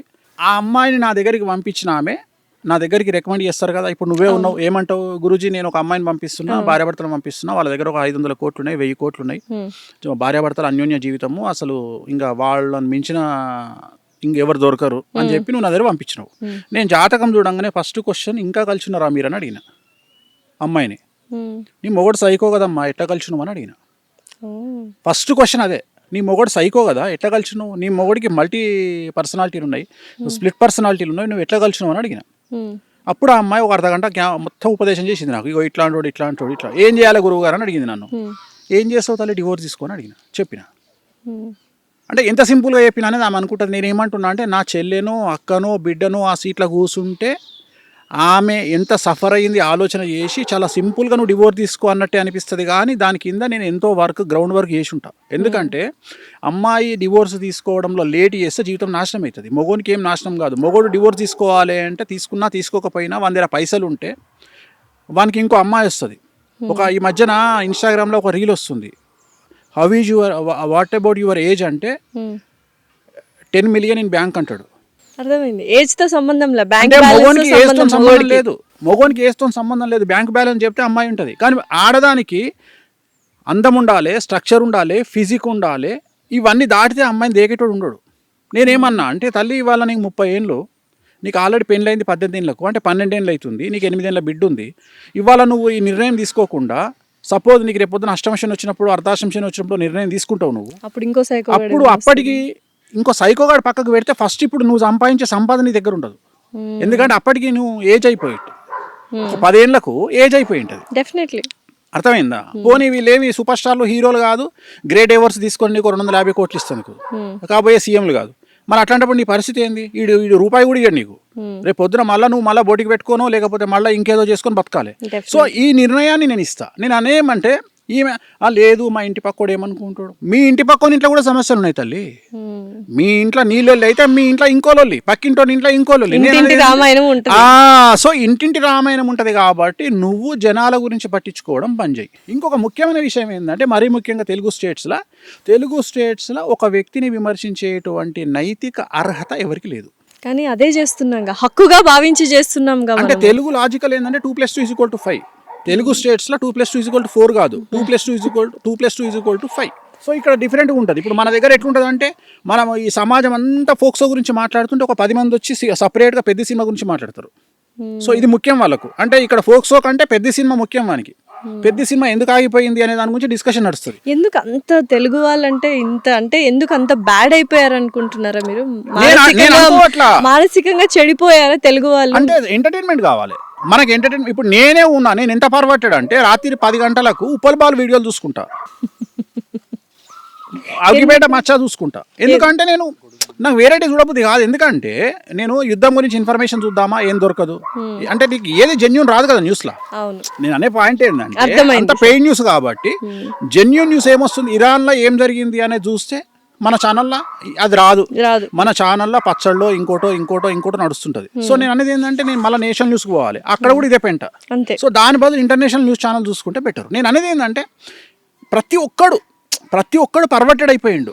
నేను అనేది నైతిక బాధ్యత, నేను అనేది క్వశ్చనింగ్ లేదమ్మా. అన్నిటికంటే ముఖ్యం నేను ఏమంటున్నా అంటే దెర్ ఇస్ నో క్వశ్చన్. ఏది వేస్తే అది నమ్మాలి. అది నిజం కాదని తెలుసు, అయినా సరే నేను రాజకీయాలు అట్లే అయినాయి, సినిమా ఇండస్ట్రీ అట్లే అయింది, ప్రతి ఒక్కటి business, products, promotions, everything. Celebrity అనగానే పుక్కడికి దొరికిండా మీకు? ఎవడు పడితే ఏ హీరోని తిట్టడము, హీరోయిన్ తిట్టడము, యాంకర్ను తిట్టడము, ఇష్టం వచ్చి నోటికి వచ్చిన తిట్లు తిట్టడం. పద్ధతిగా ఉన్నా తిడుతున్నారు, ఏం చేయాలి చెప్తున్నా. ఇప్పుడు అందుకని ఒక సామెత ఉంది కదమ్మా, పెట్టనమ్మ ఎలాగో పెట్టదు, పెట్టేముండకి ఏమైంది అని. ఒక సామెతనే ఉంది, పెట్టనమ్మ ఎలాగూ పెట్టదు, పెట్టేముండకి ఏమైంది అని. అట్లా నిండుగా బట్టలు వేసుకున్న అమ్మాయిని తిడుతున్నారు, ఎక్స్పోజింగ్ చేసే అమ్మాయిని తిడుతున్నారు. సో నేను అందుకని ఏమంటున్నా అంటే ఈ విమర్శలకు మీరు తలొగ్గకండి. సో మనకు నచ్చింది మనము చేయాలి, నచ్చినట్లు మీరు బ్రతకండి, తప్పుడు పనులు చేయకుండా నచ్చినట్టు. రెండోది ఏంటంటే విమర్శించే వాళ్ళని చూసి కృంగిపోకండి, పర్వర్టెడ్గా బిహేవ్ చేయకండి. ఏంటి సార్ ఇంత ఆహ్లాదకరంగా వేశారు ఈ ఫామ్ హౌస్, బాతులు, చక్కగా కోళ్ళు, డిఫరెంట్ ఆవులు, కుక్కలు ఇవన్నీ ఉన్నాయి. ఏంటి దీనికి రీజన్ ఏంటి? ఈ ఫామ్ హౌస్కి యొక్క ఏం లేదు, పర్పస్ ఏంటి? వచ్చినప్పుడు మెంటల్ ఎక్కింది. కరోనా వచ్చినప్పుడు ఇంట్లో నాకు ఖాళీగా ఇంట్లో ఉండడం అంటే చిరాకు. అంటే నాకు ఎట్లాంటి మెంటాలిటీ అంటే నేను ఇవాళ పని లేదనుకో, పని లేకపోతే ఈనాడు మాలో జీవికేనో ఎటో వెళ్ళిపోయి చెప్పులు అవసరం ఉన్న చెప్పులు, లేకున్నా చెప్పులు, లేకుంటే పర్ఫ్యూమ్ ఏదో కొనుక్కొని వచ్చే టైప్ నేను. నాకు రిలాక్స్ ఇచ్చేది షాపింగ్, రెండోది వెంకటేశ్వర స్వామి, మూడోది స్విమ్మింగ్. ఇవి తప్ప నాకు వేరే ఉండవు లైఫ్లో. సో ఫస్ట్ ఇది షాపింగ్. ఎంత ఖర్చు పెడతారు సార్ షాపింగ్? హైయెస్ట్ ఖర్చు ఎంత ఒక రోజు చాలా పెట్టింది? పెడతా, చాలా పెడతా. ఎంత ఒక్క రోజుకి ఎంత పెట్టారు హైయెస్ట్ ఖర్చు? చాలా ఉంది చెప్పండి సార్. నేను అవి చెప్పలే కానీ ఒక డ్రీమ్ ఉంది నాకు, చేసుకొని వచ్చిన. లండన్ లో హెవార్డ్స్ అని ఒక బిల్డింగ్ ఉంటుంది. ప్రపంచం మొత్తంలో దాని గొప్పతనం ఏంటంటే అక్కడికి వెళ్ళి ట్యాగ్ చూడకుండా షాపింగ్ చేయాలి. దానికి ట్యాగ్ ఉండదు. వాటికి ట్యాగ్స్ ఉండవా? ఉండవు. ఉదాహరణ నువ్వు టీ షర్ట్ చూసావు అనుకో, ఆ టీ షర్ట్ కు ట్యాగ్ ఉండదు. అంటే ఎంత అనేది నీకు అక్కడ రేట్ చూడాలంటే ఏం ఉండదు, దాని ట్యాగ్ ఉండదు. సో బిల్లింగ్ దగ్గర తీసుకుపోయి బిల్లింగ్ దగ్గర పెడితే ఆడి అప్పుడు బిల్ వేసి ఇస్తాడు. ఆ బిల్లు కూడా నువ్వు అడగొద్దు. సో అది నాకు పిచ్చి. ఆ డ్రీమ్ ఫుల్ఫిల్ చేసుకున్నారా మరి? ఎంత ఖర్చు పెట్టారు? తెలియదు. బా ఎందుకు సార్ అలాగా? కాదు, ఎందుకు అమౌంట్స్ చెప్పట్లేదు ఏంటి? అవసరం ఏముంది? ఐటీ రైట్స్, ఇన్కమ్ రైట్స్ జరుగుతాయి. అన్ని జెన్యూన్ గా ఉంటాం మనం. భారతదేశంలో జిఎస్టీ కట్టే ఏకైక ఆస్ట్రాలజర్. టెన్షన్ లేదు. సో నెక్స్ట్ సెకండ్ ఇది వెంకటేశ్వర స్వామి అన్నారు కదా, ఏంటి ఆరాధిస్తూ మెడిటేషన్ లాంటివి చేస్తుంటారు? మెడిటేషన్ ఏం లేదు. రోజుకు ఆయన ఫోటోను ఒక 100 నుండి 1000 సార్లు చూస్తా. అంటే ఉదాహరణ నేను కిచెన్లో వెళ్తున్నా, కిచెన్లో వెళ్ళేటప్పుడు ఎదురుగా వెంకటేశ్వర ఉంటాడు. ఆయన ముఖం చూస్తూ అక్కడ నుండి పాస్ అవుతా. సో నేను ఇంట్లో నువ్వు ఎటు తిరిగినా ఒక 5-6 ప్లేస్లలో నాకు వెంకటేశ్వర బొమ్మలు ఉంటాయి. పెద్దగా ఉంటాయి, చిన్నగా ఉంటాయి, అన్ని 4x4 5x6 ఉంటాయి. సో ఎట్లుంటుంది అంటే అక్కడ నుండి వెళ్ళేటప్పుడు ఆయన చూస్తా, ఆయన ముఖం చూస్తా. అట్లా ప్రతిరోజు నేను ఎక్కడికి పోతే అక్కడికి, ఉదాహరణ బాత్రూమ్కి వెళ్ళేటప్పుడు ఒక వెంకటేశ్వర ఉంటాడు. అట్లా నా ఆఫీస్లో అంతే. నువ్వు ఇక్కడ చూస్తే ఫామ్ హౌస్లో కూడా వెంకటేశ్వర స్వామి ఉంటారు. సో నేను అనేది ఏంటంటే నేను ఎక్కడ మూవ్ అయినా ఆ మూవ్లో నాకు వెంకటేశ్వర స్వామి కనిపిస్తాడు. పూజలు చేయడము, నేను కూర్చొని పూజలు చేయడము, అదేదో సినిమాలో చూపించినట్టు అవాహయామి ఈ టైపు పూజలు నేను చెయ్య. ఓన్లీ స్వామిని కళ్ళతో చూసుకుంటున్నావు కదా వెళ్ళిపోతా. ఎందుకు అంత ప్రీతి ప్రాత్రం అయిపోయింది? ఇప్పుడు ఇక్కడ యాక్చువల్గా this is the first question నువ్వు నన్ను అడిగింది. అక్కడ నుండి మనం డీవియేట్ అయ్యి తిరిగి ఇటు వచ్చినాం. యాక్చువల్గా విషయం ఏంటంటే ఈ దేవుడు తప్ప ప్రపంచంలో మనల్ని ఎవడు కాపాడు అని గుడ్డిగా నమ్మే వ్యక్తి నేను. అర్థమైందా? సో కలియుగంలో ఈ భక్తి పెరగడానికి ప్రధానమైనటువంటి కారణము ఇదే ఏంటంటే అమెరికా లాంటి దేశాలలో సైకియాట్రిస్టులు ఉంటారు. వాళ్ళ కాన్ఫిడెన్స్ తగ్గంగానే డాక్టర్ దగ్గరికి పోరు, వీళ్ళ దగ్గరికి పోతారు.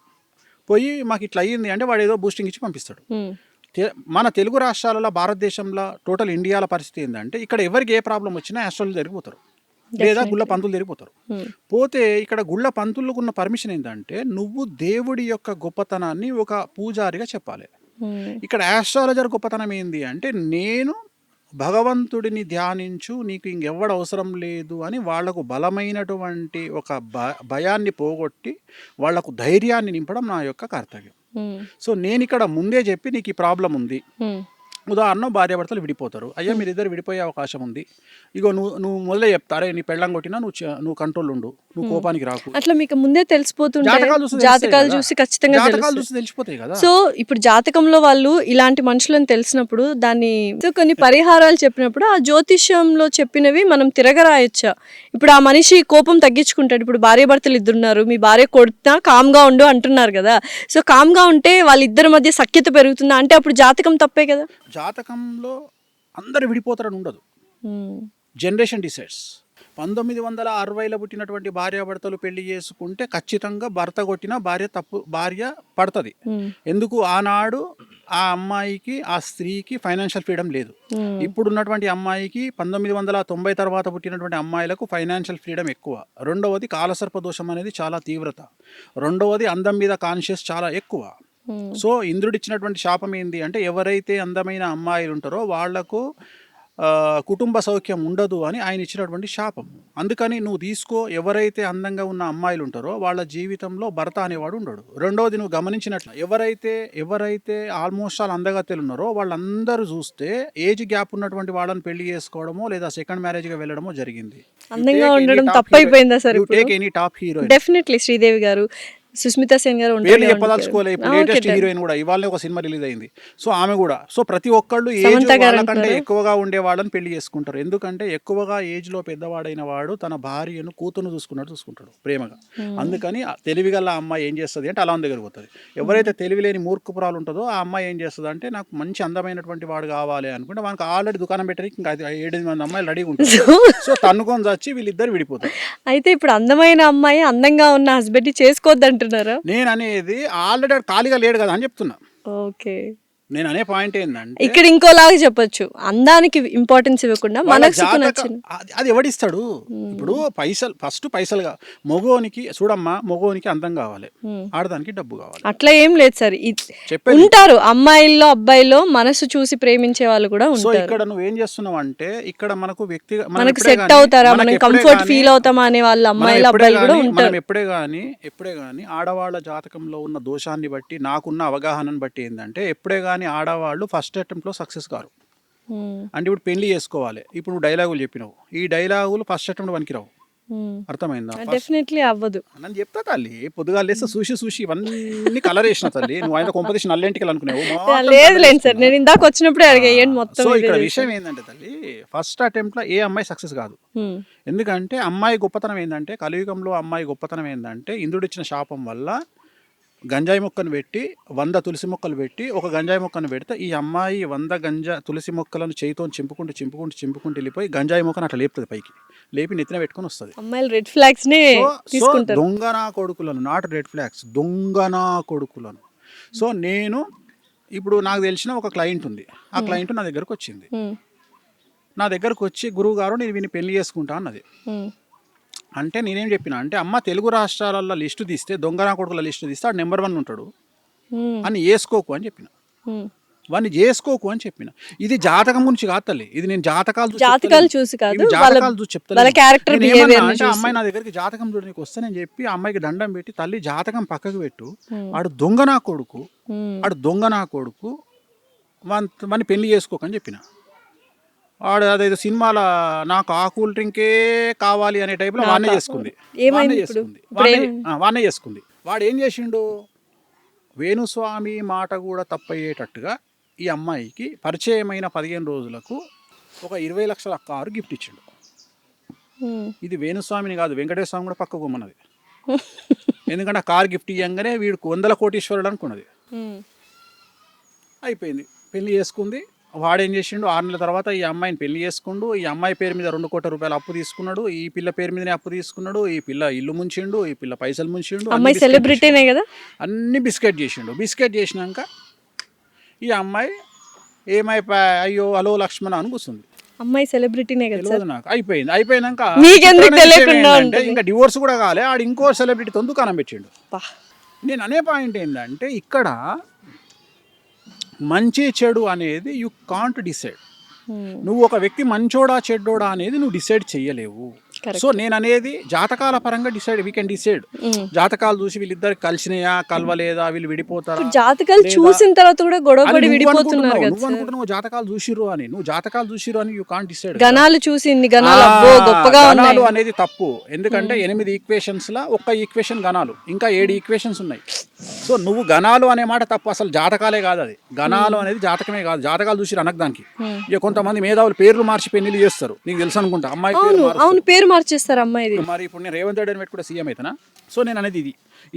ఇట్లా పంతులకు చేతగాక, జ్యోతిష్యులకు చేతగాక, అంటే టైం స్పెండ్ చేయలేక జనాలు ఏమంటారు, జాతకాలు చూసుకొని పెళ్లి చేసుకున్నాక డివోర్స్ ఎందుకైనాయా అంటే, అరే నువ్వు జాతకం కరెక్ట్గా చూసుకోరయ్యా. గణాలు ఒకటే కాదు, యోని ఉంటుంది, వర్ణ దోషం ఉంటుంది, యోని దోషం ఉంటుంది, ఏకనాడి దోషం ఉంటుంది, షష్టాష్టక దోషాలు ఉంటాయి, చాలా ఉన్నాయి. సో 8 రకాల దోషాలు ఉంటాయి. సో అందరికి వేణుస్వామి గారు అవైలబుల్ గా ఉండరు కదా, మరి మీరు అన్నట్టు పూజారులు గణాలు చూసి ఏవో మంత్రంగా చేసేస్తుంటారు. అడగాలి కదా. ఇప్పుడు నా దగ్గరికి, ఇప్పుడు ఉదాహరణ, నా దగ్గరికి ఒక అమ్మాయి వచ్చింది.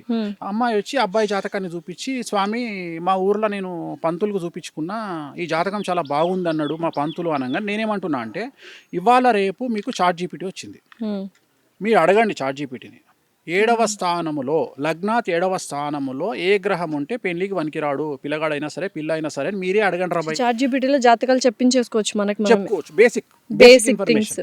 నేనేమంటా, ఇదే ప్రశ్న పంతులుగా అన్నాడు, వాడు ఆన్సర్ చెప్పాలి నీకు కరెక్ట్ గా. చాట్ జీపీటీ చెప్పిన ఆన్సర్ చెప్పాలి, అప్పుడు నమ్ము. మంచి పాయింట్ చెప్పారు. నేను ఏమంటున్నా అంటే, వేణుస్వామి కూడా లప్పుడుగాడు బై నమ్మకు. వేణుస్వామి గురించి టీవీ ఛానల్ వచ్చినాయే నమ్ము, లంగా దొంగ లఫంగా, రైట్ ఒప్పుకుంటా, నమ్మకు. ఫస్ట్ చాట్ జీపీటీ ఓపెన్ చేసి 7వ స్థానంలో కేతు ఉన్నాడు, మరి ఏంది పరిస్థితి? ఇప్పుడు వైదవ్యం అంటాం. ఒక అమ్మాయికి పెళ్లి చేసుకున్నాక భర్త చనిపోతాడు, అట్లనే ఒక అబ్బాయికి పెళ్లి అయినాక భార్య చనిపోతుంది. అది చాట్ జీపీటీ చెప్తుంది నీకు. ఓ నువ్వు అడిగితే చెప్తుంది. నువ్వు 7వ స్థానంలో ఉంటే పంతులు గాడి చెప్పలే నీకు. నువ్వు చక్కగా తీసుకుపోయాను ముందర పెట్టి ఆ 7వ స్థానంలోకి కేతు ఉన్నాడు ఎట్లా చేసుకోవాలి పంతులు అని అడగంగానే చెమటలు వస్తాయి పంతులకు. ఎందుకంటే సబ్జెక్ట్ పంతులు తెలియదు కాబట్టి తెలియదు. నాకు తెలియదు తల్లి అంటాడు. ప్రతి ఒక్కలా వేణుస్వామి గారిని అప్రోచ్ కాలేరు కాబట్టి చాట్ జీపీటీ నేను అందుకనే బేసిక్ గా అంటున్నా, నేను వాడమంటున్నాను. క్లియర్గా చెప్తున్నాను. నేను చాట్ జీపీటీని అడగండి. నేను అనేది ఏంటంటే చాట్ జీపీటీ మనుషుల కంటే చాట్ జీపీటీ గొప్పది కాదు. త్వరలో చాట్ జీపీటీ అంతమవుతుంది, ఏఐ కూడా అంతమవుతుంది. ఏఐ అనేది మనుషులకు పోటీ రాదు జాతకరీత్యా. ఏంటి సార్ ఫ్యూచర్ అంతా ఏ అంటున్నారు? Waste waste waste. ఏ ఆర్టిఫిషియల్ ఇంటెలిజెన్స్ ఫ్యూచర్ అంతా అంటున్నారు. అండర్లైన్ వేణుస్వామి చెప్పిండు, అండర్లైన్ రాసుకోండి. ఏమని? ఏఐ పోతుంది. ఎప్పుడు ఎన్ని ఇయర్స్ కి పోతుంది? 2032 వరకు ఏఐ మీద జనాలకు ఇంట్రెస్ట్ పోతుంది. తర్వాత మళ్ళీ ఏమైంది? మనుగడ ఏమైంది? ఏఐ ఉండదు. ఏఐ నంబర్ కంప్యూటర్ సిస్టమ్ ఇవే నడుస్తాయి కానీ ఏఐ అనేది పెద్ద పీక్ పడగొట్టేది ఏం కాదు. అంటే మనిషి నాలెడ్జ్ ముందర ఏఐ నథింగ్. అంతే అంటారు. ఎందుకమ్మా 2+2 4 అని చెప్పడానికి ఏఐ ఎందుకు? మనిషి లేడా? నేను అది గొప్ప విషయం కాదు. మనకు మానవ మేధస్సు కంటే గొప్పది చెప్పాలి. ఆల్రెడీ నువ్వు ఏదైతే డేటా లోపలికి ఎక్కించినావో అది ఏఐ చెప్తుంది. కానీ రోజు రోజుకు మనము ప్రతి సిచ్యుయేషన్ డిఫరెంట్ గా ఉంటుంది. రోజు డిఫరెంట్గా ఉంటుంది తల్లి, ప్రతిరోజు డిఫరెంట్గా ఉంటుంది. సో నువ్వు అంచనా వేయలేవు. జనాలు చేసే మోసాన్ని యూ కాంట్ ప్రిడిక్ట్. నువ్వు అంచనా వేయలేవు మోసాలని కానీ అభివృద్ధిని కానీ రాకెట్లను కానీ. You can't predict anything in society. Sir ఇప్పుడు మరైతే బీటెక్ స్టూడెంట్స్ అందరూ ఆర్టిఫిషియల్ ఇంటెలిజెన్స్ అనే కోర్సులో జాయిన్ అయిపోయారు, చాలా చేస్తున్నారు. అప్పుడు మరి పరిస్థితి ఏంటి? చేతగానోడు బ్రతుకు తెరువు చేతగానోడు కాంపిటీషన్కు భయపడేటోడు ఏఐకి భయపడతాడు. ఇట్లాంటి ఏఐలు వస్తేనే కదా వేణుస్వామి వాల్యూ తెలిసేది. ఇట్లాంటి ఏఐలు వస్తేనే కదా నీలాంటి అమ్మాయిల వాల్యూ తెలిసేది. ఏఐని ప్రశ్నలు అడుగుమను, ఏఐ బెండకాయ కూర ఏమను చేస్తుందా? చేయదు కదా. ఏం చెప్తుంది? 2+2 4 అని చెప్తుంది. నువ్వేంద్రా బాయ్ ఏ చెప్పని నేను చెప్పుకోనా? నేను అనేది ఇప్పుడు నువ్వు చాట్ జీపీటీని నువ్వు ఏఐని అడుగు, డేట్ ఆఫ్ బర్త్ పెట్టి అది చెప్పిన దానికంటే 100% మంచి ఇంకెక్కువ చెప్తా. జాతకం బెట్టు కడదాం కెమెరా ముందు. 100% అయిపోయింది. మరి ఇంకా ఏం బీకింది అంటే ఎవడైతే టాలెంటెడ్ పర్సన్ ఒకడు ఉంటాడు, మన గ్రూప్లో కూడా ఒకడు ఉంటాడు. ట్రైన్ పోతుంటే ట్రైన్ దిగి ట్రైన్ నూకుతున్నా అని దాన్ని పట్టుకొని ఇట్లా పోతుంటాడు. సో అట్టే కష్టం చేయకుండా కష్టం చేసిన అని బిల్డప్ ఇచ్చేటోనికి ఏఐలు భయపెడతాయి. నీలాంటోనికి నాలాంటోనికి ఏఐలు భయపెట్టాయి. మనం ఏఐ అమ్మ మొగుడు. సో ఏఐ ఇంకోటి ఏఐకి భయపడడం కూడా తప్పే. ఎందుకంటే ఏఐ కూడా మనం క్రియేట్ చేసిందే కదా. అంతే. సో మనం క్రియేట్ చేసిన దానికి మనం భయపడేది. జాబ్లు వెళ్ళిపోతాయి. ఈ రీజన్ ఏంటంటే జాబులు వెళ్ళిపోవడానికి ఆర్థిక మాంద్యం రీజను. మనం ఏదైనా చక్కగా మాట్లాడుకోము. మన దగ్గర ఉన్న గొప్ప విషయం ఏంటంటే మనం నిజాయితీ మనం తప్పులను ఒప్పుకోము. ప్రస్తుతం ప్రపంచాన్ని ఆర్థిక మాంద్యం కుదేలు ఒక ఆట ఆడుకుంటుంది. భారతదేశంతో పాటు అమెరికా కూడా అతి కష్టమైనటువంటి పరిస్థితుల్లో ఉన్నది. ఆ విషయాలు మనం మాట్లాడకుండా అప్పులలో ఉన్నటువంటి కంపెనీలు, దివాలా తీసిన కంపెనీలు అన్ని పనులను తీసేస్తుంటే దానికి వాడు ఏ అనేటువంటి ఒక రూల్ చెప్పి మనల్ని తీసేస్తున్నాడు. Okay, definite. సార్ ఇప్పుడు ప్రపంచంలో అతిపెద్ద సమస్య ఏంటంటే డబ్బు సంపాదించడము. డబ్బు లేని వాళ్ళు అంటే ఏదైనా ప్రాబ్లం ఉంది అంటే అది డబ్బుతో ముడిపడి ఉంటుంది. సో వేణుస్వామి గారు డబ్బు ఎలా సంపాదిస్తారు, డబ్బు సంపాదించడం ఎలా అని అడిగితే ఏమంటారు? డబ్బు సంపాదించడం ఎలా అంటే ప్రపంచంలో 3 విషయాలు చాలా సింపుల్ విషయాలు. 1 డబ్బు సంపాదించడం, 2 అమ్మాయిని పడేయడం, 3 సెలబ్రిటీ స్టేటస్ అవ్వడం. ఈ 3 చాలా ఈజీనా? ఈజీ. ఈ 3 కోసం మొత్తం చెప్పని ప్రపంచంలో ఈ 3 ఈజీ. ప్రపంచంలో 3 కష్టం. 1 డబ్బు నిలుపుకోవడం, 2 పడేసిన అమ్మాయిని కాపాడుకోవడం, 3 సెలబ్రిటీ స్టేటస్ నిలబెట్టుకోవడం. డెఫినెట్లీ. ఓకే. సో ఇక్కడ సెలబ్రిటీ స్టేటస్ నిలబెట్టుకోవడము, ఇప్పుడు ఉదాహరణ అమ్మాయి పడే వరకు ఉన్న కసి పడ్డ తర్వాత ఉండదు. ఎఫర్ట్స్ ఉండవు తర్వాత. ఎస్. ఎందుకు అంటే ఆమె పొద్దున్న లేస్తే మన ఇంట్లోనే మన ముంగటనే బాత్రూమ్ కాడ బ్రష్ చేసుకుంటుంది, రాత్రి ముఖం కడుక్కోకుండా. సో అంతకుముందు మనం గల్వనికి వచ్చినప్పుడు చాలా అందంగా తయారై వస్తుంది మేకప్ వేసుకొని. సో తర్వాత మనకు అందంగా అనిపించదు. లుక్సేనా సార్ చెప్తా నేను. సో తర్వాత అంతకుముందు ఆ అమ్మాయిని ప్రేమించేటప్పుడు ఈ అమ్మాయి పడితే చాలు అనుకుంటాడు మొగోడు.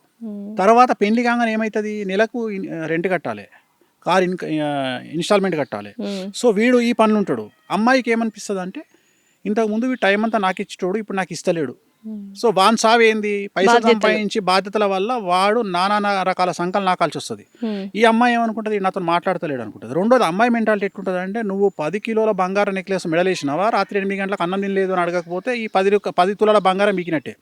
అంతే కదా. నేను అదే చెప్తున్నా, దీన్ని బ్యాలెన్స్ చేయగలిగిన వాడు మగవాడు అని చెప్తున్నా. నేను ఎక్కడ అమ్మాయిని తప్పు మొగోడు ఏమనుకుంటాడు అంటే నేను మంచి కారు పెట్టినా నా పెళ్ళానికి అని ఖుషి అవుతాడు. నేనేమంటారా, కారు పెడితే కాదురా, రాత్రి పొద్దున టిఫిన్ చేసినావని అడుగురా, హ్యాపీ ఫీల్ అవుతుంది. ఇంకోటి 5 తులాల బంగారు నక్లెస్ తెచ్చి గిఫ్ట్ పడేసిన అనుకో, అరే దానివల్ల సాటిస్ఫై కాదురా, గంట సేపే ఉంటుందిరా, మళ్ళీ రాత్రి నువ్వు ఏం తిన్నావు అని అడగకపోతే మళ్ళీ మొదటికి వస్తారా లొల్లి.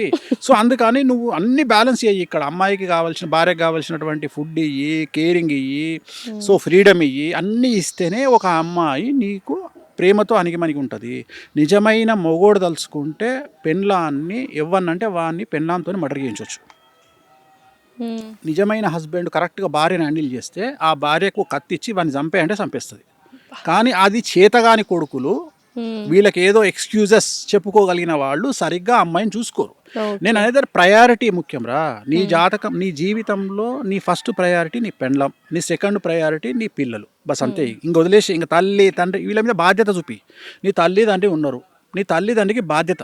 నీ బాధ్యత ఏంది? వాళ్ళకి టైంకు మెడికల్ షాప్లో మెడిసిన్స్ ఇప్పియడము, వాళ్ళు తిన్నరా లేదా కనుక్కో, అది బాధ్యత. సో ఇది తెలియక చాలా మంది గొడవలు పడేసుకుంటూ భార్య భర్త విడిపోవడానికి ఇటు తల్లిదండ్రులు అటు తల్లిదండ్రులు కారణం. రెండవది ఏంటంటే, ఇప్పుడు ఉదాహరణ ఈ మధ్య కాలంలో అమ్మాయిలు స్ట్రెస్ ఎక్కువ తీసుకోవడం వల్ల, రెండవది మనం తాగేటువంటి పాలల్లో మొత్తము కెమికలైజ్డ్ పాలు, దానివల్ల అమ్మాయిలు త్వరగా పీసీఓడీలు వస్తున్నాయి.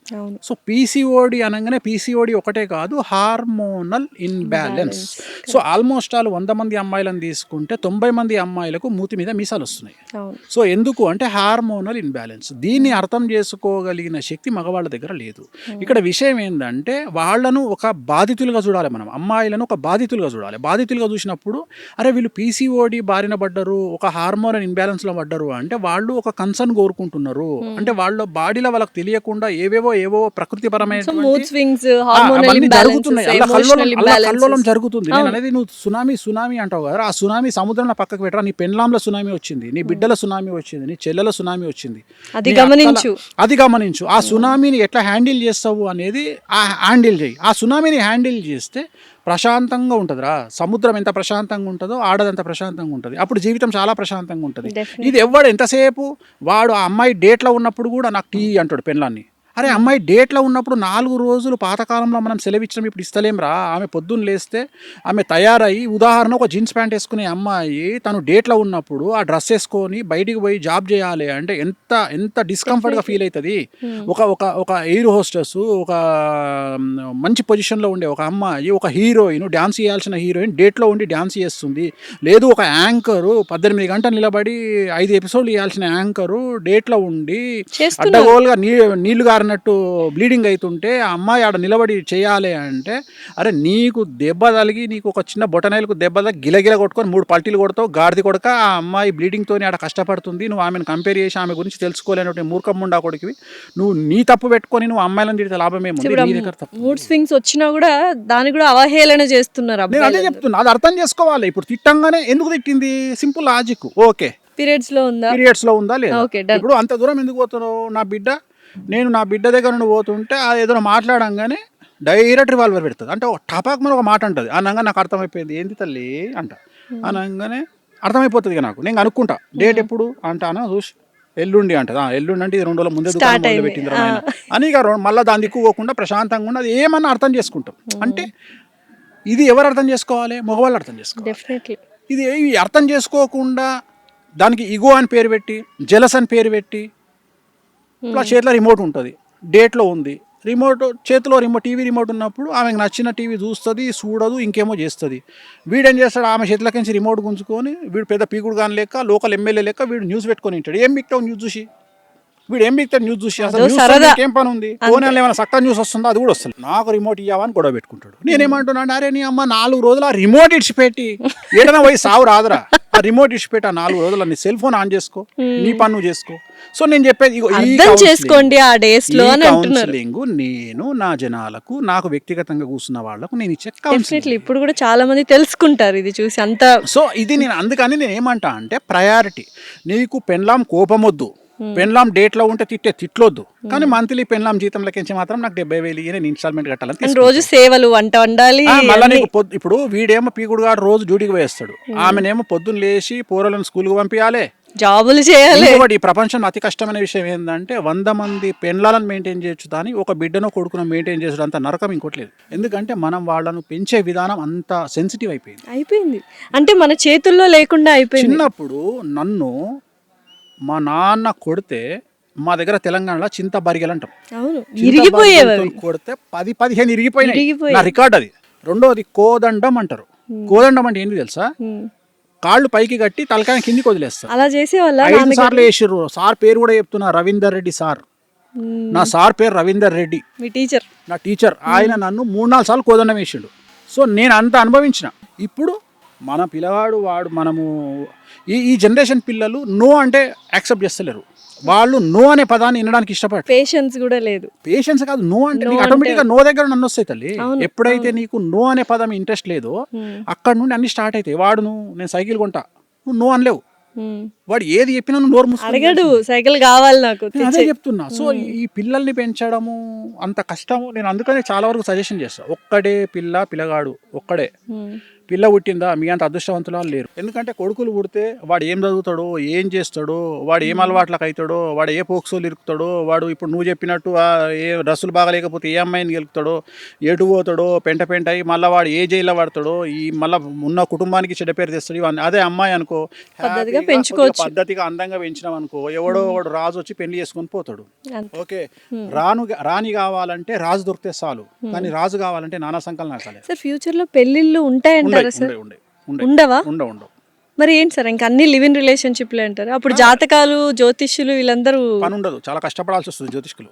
అయితే ఫ్యూచర్ లో చాలా కష్టపడాలా మీరు? సార్ వేరే జ్యోతిష్యం ఉంటాయి ఒకటే కాదుగా, వేణుస్వామి గారికి ఉన్నవి చాలా వ్యాపారాలు ఉన్నాయి. అంటే మన ఇంతమందికి చెప్పే నేను అనేది ఏంటంటే, ఇప్పుడు ఏదో ఒక అప్లికేషన్, ఇప్పుడు జ్యోతిష్యం రేపు పొద్దున ఇప్పుడు నువ్వు అన్నావు ఏఐ వచ్చింది ఆగిపోయింది, నేను అట్లా ఇంతమందికి చెప్పే నేను తప్పెందుకు చేస్తా?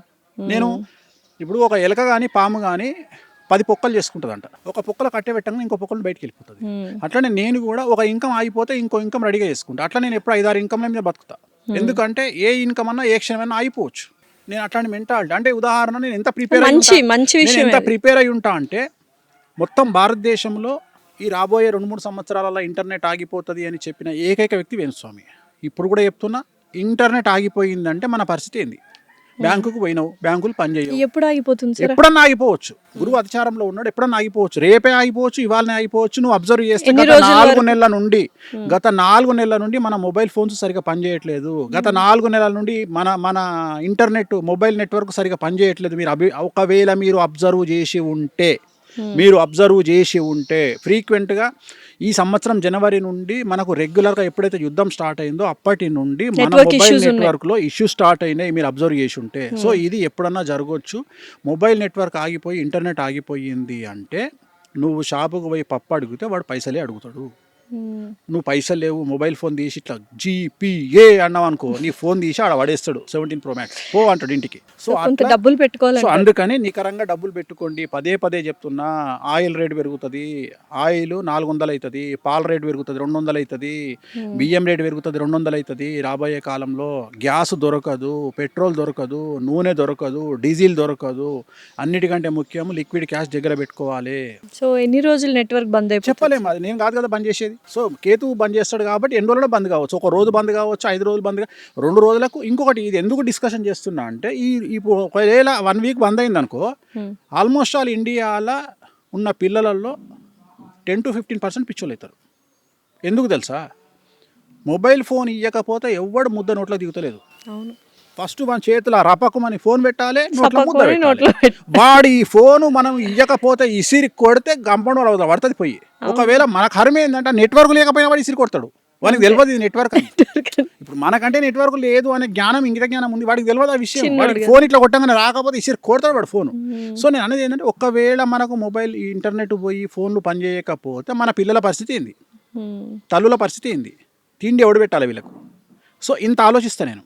అంటే ఇంత దూరం ఆలోచిస్తాను నేను ప్రతిదీ అంత నా చుట్టూ ఉండే వాళ్ళని ఎప్పుడు నేను కాషన్ చేస్తుంటాను, జాగ్రత్తగా ఉండండి, ముందు చూపు ఎక్కువ చెప్తుంటా. నేను వేణుస్వామి చెప్పింది 5 ఏళ్ల తర్వాత జరిగేవి ఉంటాయి. చాలా 5 ఏళ్ల తర్వాత ఏం జరుగుతుందో చెప్తారా మాకు? ఇంపార్టెంట్ థింగ్స్ ఇవి జరుగుతాయి.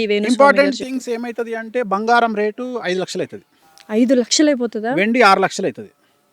బంగారం కంటే వెండి ఎక్కువైపోతుంది. వెండి పెరుగుతుంది, 6 లక్షలు అవుతుంది. తర్వాత బియ్యము 200 అవుతుంది, పాలు 200 అవుతుంది, పెట్రోలు డీజిల్ ఆల్మోస్ట్ ఆల్ దొరకకపోవచ్చు. సో ఎలక్ట్రిక్ వెహికల్స్ మీద ఆధారపడాల్సి వస్తుంది. తర్వాత చాలా విచిత్రమైనటువంటి మాట, ఇవాళ మతం గురించి మాట్లాడే జనాలు నెత్తిన పెట్టుకుంటున్న సమాజం 2-3 ఏళ్ళ తర్వాత మతం గురించి మాట్లాడితే దొంగలను చూసినట్టు చూస్తారు. సో అప్పుడు మతాన్ని గురించి కాకుండా మనకు తిండి ఎవడు పెడతాడని ఆలోచిస్తాం. మన భారతదేశం నడిచేదే జాతీయ నేను స్థాయిలో. చెప్పే పాయింట్ నీకు అర్థం కాలే. మతాన్ని పక్కన పెట్టేది 2 అంశాలు, 1 ఆకలి, 2 ప్రాణాపాయం. సో అక్కడ పనిచేయవు మతం. అంటే ఉదాహరణ, నువ్వు ఆపత్కాలంలో ఉన్నావు, నీ ప్రాణం పోతుంది, సో నేను ఆదుకోవడానికి వాడు వచ్చిండు, అవసరం కరెక్ట్. అట్లనే నీకు ఆకలి అవుతుంది, నీకు అన్నం లేదు, నీకు ఎవడో ఒకడు వచ్చి అన్నం పెడుతుండు, అప్పుడు మతం పనిచేయదు. ఆ స్టేజ్కి భారతదేశం వస్తుంది. అదేంటి సార్, ఇంకా 10 years లో వన్ ఆఫ్ ద రిచెస్ట్ ఎకానమీలో. నేను అవన్నీ మాట్లాడతలేను తల్లి, అవన్నీ నేను జాతకాలు.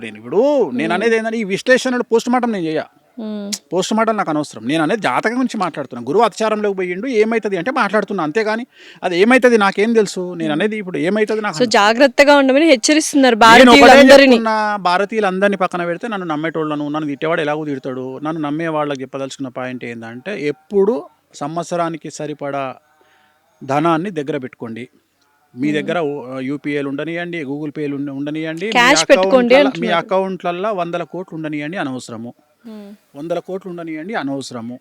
మీ చేతిలో నికరాన్ని డబ్బును దగ్గర పెట్టుకోండి, లిక్విడ్ క్యాష్. ఖచ్చితంగా సంవత్సరానికి సరిపడా లిక్విడ్ క్యాష్ని దగ్గర పెట్టుకోండి. అలాగే సంవత్సరానికి సరిపడా నిత్యావసర వస్తువులను రెగ్యులర్గా మెయింటైన్ చేయండి. బియ్యము, పప్పులు, ఉప్పులు, నూనె, ఇవన్నీ రెగ్యులర్గా మెయింటైన్ చేయండి. సో సాధ్యమైనంత వరకు సోలార్ వైపు మళ్ళీ ప్రయత్నం చేయండి, ఎలక్ట్రిక్ వెహికల్స్ తీసుకునే ప్రయత్నం చేయండి. సో కంపల్సరీ చాలామంది ఇవి పాటిస్తారు. అండ్ మంచి విషయాలే చెప్పారు యాక్చువల్గా చెప్పాలంటే. ఎలక్ట్రిక్ వెహికల్స్ కావచ్చు, డబ్బు దగ్గర పెట్టుకోవడం కావచ్చు, ఇవన్నీ. సార్ స్విమ్మింగ్ అంటే ఇష్టం అన్నారు కదా, ఏంటి 4-5 గంటలు అలాగా తేలిపోయి ఒక ఆసనం వేసి ఉండిపోతారంటే స్విమ్మింగ్ పూల్లో? అంటే మాకు ఇది మా పూజలలో, వామాచారంలో కొన్ని పూజలు ఉంటాయి. ఆ పూజలకి ఏంటంటే మేము ఏ వ్యక్తికి అయితే మంచి జరగాలని చెప్తామో, అంటే వామాచారంలో చెడు చేయొచ్చు, మంచి చేయొచ్చు. అప్పుడు అది చెడు చేస్తే అది బ్లాక్ మ్యాజిక్ అయిపోతుంది, చేతబడి అయిపోతుంది కదా. చేతబడి అంటే దాని ఉద్దేశం ఏంటంటే, చేతబడి అనేది తప్పు, దాని పదం తప్పు. చేతబడి అంటే జనరల్గా మనకు చేతబడి అనేది దట్ ఈస్ ఏ క్రియేచర్, అంటే అది నిజంగా చేయగలిగిన వాళ్ళు ఇప్పుడు లేరు. జనరల్గా మనకు చేతబడులు జరుగుతున్నాయి. చేతబడి, బాణామతి అనేది చేసేవాళ్ళు లేరు. సో మన దగ్గర ఉన్నది సత్కాలు పెట్టేవాళ్ళు ఉన్నారు. సత్కాలు పెట్టేవాళ్ళు అంటే ఉదాహరణ నువ్వు చూస్తుంటావు, 3 రోడ్ల కూడలిలో కొబ్బరికాయ, నిమ్మకాయలు, గుడ్లు, ఇవి సత్కా అంటారు వీటిని. జనరల్గా మనకు జరిగిన మన చెడును తీసేసి అక్కడ పెడతారు, దాని మించి ఎవరు దాటితే వాళ్ళకి అది అంటుకుంటుంది. సో నేను అవి తీసేయడంలో నెంబర్ 1. సో అలాంటివి నేను చేతబడి, బాణామతి చేసినా నేను తీయగలుగుతాను. నేను ప్రయోగాలు, ఎనీ ప్రయోగం, నీకు తెలిసిన ప్రయోగము, నువ్వు చేతబడి బాణామతి అన్నావు కదా, కాదు, మార్జాల తంతు అంటే పిల్లితో చేతబడి చేస్తారు, ప్రయోగం నాట్ చేతబడి, ప్రయోగం. మూషిక తంతు ఎలుకతో చేస్తారు, పక్షి తంతు పక్షితో చేస్తారు, యాపిల్తో చేస్తారు. ఇదంతా చెడే, చాలా వరకు చెడి. ఎక్కువ ఇది బాగా నార్త్ ఇండియా, మనం కలకత్తాలో చూస్తాం. మందు పెట్టడం అంటుంటారు, మందు పెడతారు జనరల్గా. మందు పెట్టడం, నథింగ్ బట్ అది కొన్ని ప్రత్యేకమైన వస్తువులతో చేసి ఒక వ్యక్తిని మనం వశీకరణ చేసుకోవాలంటే కొన్ని సాంప్రదాయాల్లో చేస్తారు. అది ఉందా సార్, ఇప్పటికి రన్ అవుతుందా? మందు వికటిస్తున్నాం అది మనం దాన్ని మీరు చేస్తారా? మందు తీపిస్తా. అది నిజమేనా సార్? మందు పెడతారా సార్? పాలల్లో పెడతారు, బంగులో పెడతారు, మటన్లో పెడతారు, మటన్ లివర్లో పెడతారు. ఎందుకంటే లివర్ లాగా కనిపిస్తుంది. సో మటన్ లివర్లో పెడతారు జనరల్గా. సో అందుకనే మనం ఏమంటామంటే, చికెన్ తినండి కానీ బయట మటన్ తినకండి అని చెప్తాం చాలా మందికి. సో ఈ మధ్య కాలంలో ఇంట్లో వాళ్ళే చేస్తున్నారు అని వింటున్నాం. అది ఎట్లా ఇంట్లో వాళ్ళే చేస్తారు అనేది, మరి ఇంకా అదేలా తప్పించుకుని బయట తినడమే బెటర్ కదా. దానికి విరుగుడు తెలిసిపోతుంది, మనిషి బక్కగా అవుతాడు. వాళ్ళ గురించి మాట్లాడుతుంటే మనల్ని అపోజ్ చేస్తాడు. ఇప్పుడు ఆ వ్యక్తి గురించి మనం ఆ వ్యక్తి గురించి తిట్టంగానే కొట్టడానికి వస్తాడు మీదికి. అంటే వాళ్ళని ఏమన్నా అంటే వాడు తట్టుకోలేడు, అంటే వశపరుచుకోవచ్చు ఎదుటి మనిషిని అంటారు. సో ఇలాంటివి వాడినప్పుడు కక్కించడము, మోషన్లో బయట చేయడం సహజం అవన్నీ. సో అది చేస్తాము. సో ప్రయోగాన్ని నివారణ చేయగలిగినవన్నీ నేను, ఎందుకంటే నా మా నాన్న నాకు నేర్పించింది ప్రయోగ నివారణ. నేను ఎక్కువ ప్రయోగ బాధ నివారణ చేస్తుంటాను. ఎంత పెద్ద ప్రయోగ నివారణ ఇటు ఎవరైనా ప్రయోగాలు, చెడు ప్రయోగాలు చేసినవి మ్యాజిక్ని బ్లాక్ మ్యాజిక్ని తీసేయడం నా ఫస్ట్ ప్రయారిటీ. సో దీంట్లో మా ప్రాణాలకు కూడా ముప్పు ఉంటుంది, మాకు కూడా సమస్యలు వస్తాయి. అయినా ఐ డోంట్ కేర్. నన్ను నమ్ముకున్న వాడికి ఏదైనా చేయాలనేటువంటి ఉద్దేశం. ఇది సెలబ్రిటీ సక్సెస్ అవ్వాలి అనుకున్న వాళ్ళకి ఇటువంటి ప్రయోగాల నుంచి విముక్తి కల్పిస్తూ ఉంటారు. చాలా చాలా యాక్చువల్గా సార్ మీ దగ్గర ఏంటి ఆ క్వశ్చన్ మీరు ఆన్సర్ చేయలేదు నాకు. సెలబ్రిటీలు అయ్యాక మీ దగ్గరకు వస్తున్నారా, మీ దగ్గరకు వచ్చాక వాళ్ళు సెలబ్రిటీలు అవుతున్నారు? సెలబ్రిటీలు అయినాక నా దగ్గరికి ఎందుకు వస్తారు? మనకు అవసరం కూడా లేదు. నా ఫోన్కి ఇసుక కానీ నేను నాతో వానికి పని ఏముంటుంది? చాలా మంది చెప్పుకోరు కూడా, ఇష్టపడరు. అవును చాలా మంది, కానీ కొన్ని చూసాం సార్ ఈ మధ్య పెద్ద పెద్ద వాళ్ళు చాలా బాగా సెటిల్ అయ్యారు. అంటే కాదు తల్లి, ఇట్లా నీకు తెలిసిన ఇప్పుడు సోషల్ మీడియాలో మెయిన్ స్ట్రీమ్ మీడియాలో నీకు తెలిసిన 3 ఉంటారు, అవును అట్లా 3000 మంది ఉంటారు బయట. నేను కూడా వస్తే నన్ను సెలబ్రిటీని చేస్తారు, నమ్మకం ఉండాలి అంతే అంటారు కదా. అంతేనా సార్? నువ్వు ఆల్రెడీ సెలబ్రిటీ కదా. అయిపోయాను సెలబ్రిటీ అంటే దాని అర్థం ఏంటంటే 10 మందికి తెలియడం, గుర్తింపే సెలబ్రిటీ. అంతే, జనాల యొక్క గుర్తింపే సెలబ్రిటీ. అంటే సెలబ్రిటీ నెక్స్ట్ లెవెల్ తీసుకెళ్ళడానికి కూడా మీ దగ్గరకు వస్తుంటారు. 100% వస్తారు. అంటే దానికి నీ కష్టం కూడా ఉంది. నేను ఏమంటా అంటే 88% మాత్రమే దైవికమైన శక్తి నీకు సహాయపడుతుంది. 12% నీ స్వయంకృతం ఉంటుంది. నీ 12% మనం కష్టపడాలి. కష్టపడితే చాలు, 88% దేవుడు చూసుకుంటాడు. అందుకనే దానికి ఒక సామెత ఉంది, గాలిలో దీపం పెట్టి దేవుడా అనొద్దంట, దేవుడా దీపం కాపాడు అనొద్దంట. ఈ 2 చేతులను అక్కడ పెట్టు అన్నాడు. నీ ప్రయత్నం 88% అయిన గాలి కంట్రోల్ చేస్తాడు. సో ఇక్కడ కూడా అంతే, నువ్వు కంఫర్టబుల్ జోన్ దాటి బయటికి రావడమే, కష్టపడడమే నీ యొక్క ప్రయత్నం. మిగిలిందంతా దేవుడు చూసుకుంటాడు. నువ్వు కష్టపడకుండా నేను కంఫర్టబుల్ జోన్లు ఉంటా, నేను కొట్లాడా, నేను ఎవరితో పోను, నేను ఇంటి పక్కోడు తిడితే నేను ఇంటి పక్కోడు తిడితే ఏడుస్తా, ఇంటి ముంగటోడు తిడితే ఏడుస్తా, నా గురించి ఎవడో ఫేస్బుక్ లా కామెంట్ పెట్టంగానే ఏడుస్తా అంటే నువ్వు బయటికి రావు. నువ్వు పట్టించుకోవద్దు. నువ్వు ఏం ఆలోచన చేయాలి అంటే, నేను ఒకటే చెప్తా సమాజానికి, ఆర్టీసీ బస్సులో కూర్చొని ఏడవడం కంటే BMW కార్లో కూర్చొని ఏడవడం గొప్పది అని నమ్మేటువంటి వ్యక్తి వేణుస్వామి. సో మీరు ఏడవండి, కానీ BMW లో కూర్చొని ఏడవండి, బెంజ్ కార్లో కూర్చొని ఏడవండి, నేను యాక్సెప్ట్ చేస్తా, సంతోషపడతా. కానీ ఆర్టీసీ బస్సులను 2 వీలర్ మీద కూర్చొని ఏడవకండి.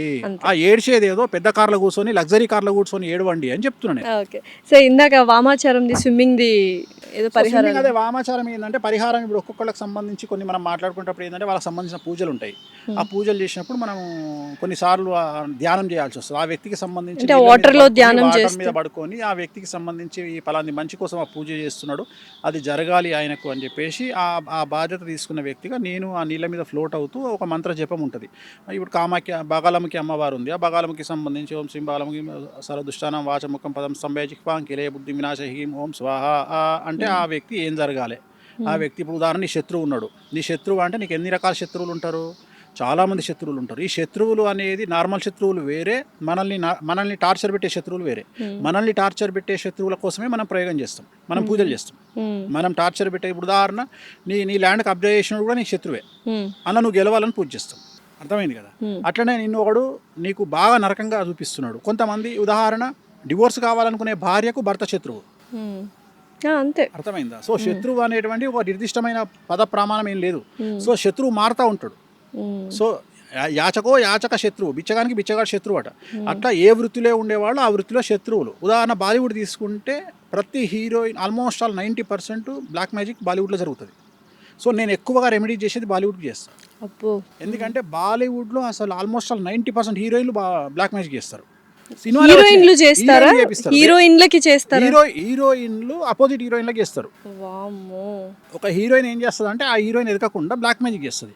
సిరీస్లే వచ్చినాయి కదా, రాజ్ 1, 2, 3 అవును, మొత్తం వాటి మీద లాస్ట్ నీళ్ళతో ప్రయోగం చేస్తారు, ఒక నీటితో ప్రయోగం చేస్తారు. సో నేను అనేది అదే చెప్తున్నా. సో బాలీవుడ్లో మొత్తం బ్లాక్ మ్యాజిక్ ఎక్కువ ఉంటుంది, విపరీతమైన బ్లాక్ మ్యాజిక్ ఉంటుంది బాలీవుడ్లో, అసలు భయంకరంగా ఉంటుంది. సో అక్కడ బ్లాక్ మ్యాజిక్ చేయించుకున్న వాళ్ళందరూ నా దగ్గరకు వస్తారు తీయించుకోవడానికి. చాలా వరకు ఏమనుకుంటారంటే వేణుస్వామి తెలుగు స్టేట్స్, నేను ఎక్కువ తెలుగు స్టేట్స్ కంటే సెలబ్రిటీలు నా దగ్గరకు వచ్చేది కర్ణాటక, తమిళనాడు, ఉత్తరప్రదేశ్ అండ్ బాంబే. సో ఇతర రాష్ట్రాల నుండి ఎక్కువగా నా దగ్గరకు వచ్చేవాళ్ళు నా దగ్గర చాలా ఎక్కువ వస్తారు. తెలుగు వాళ్ళు సెలబ్రిటీలు చాలా తక్కువ.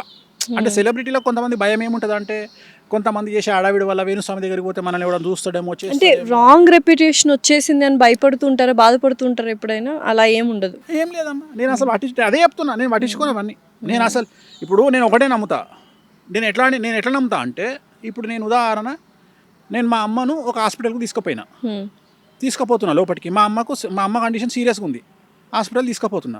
నేను తీసుకుపోయేటప్పుడు పక్కన డెడ్ బాడీ మీద ముసుగు కప్పి తీసుకొస్తారు బయటికి.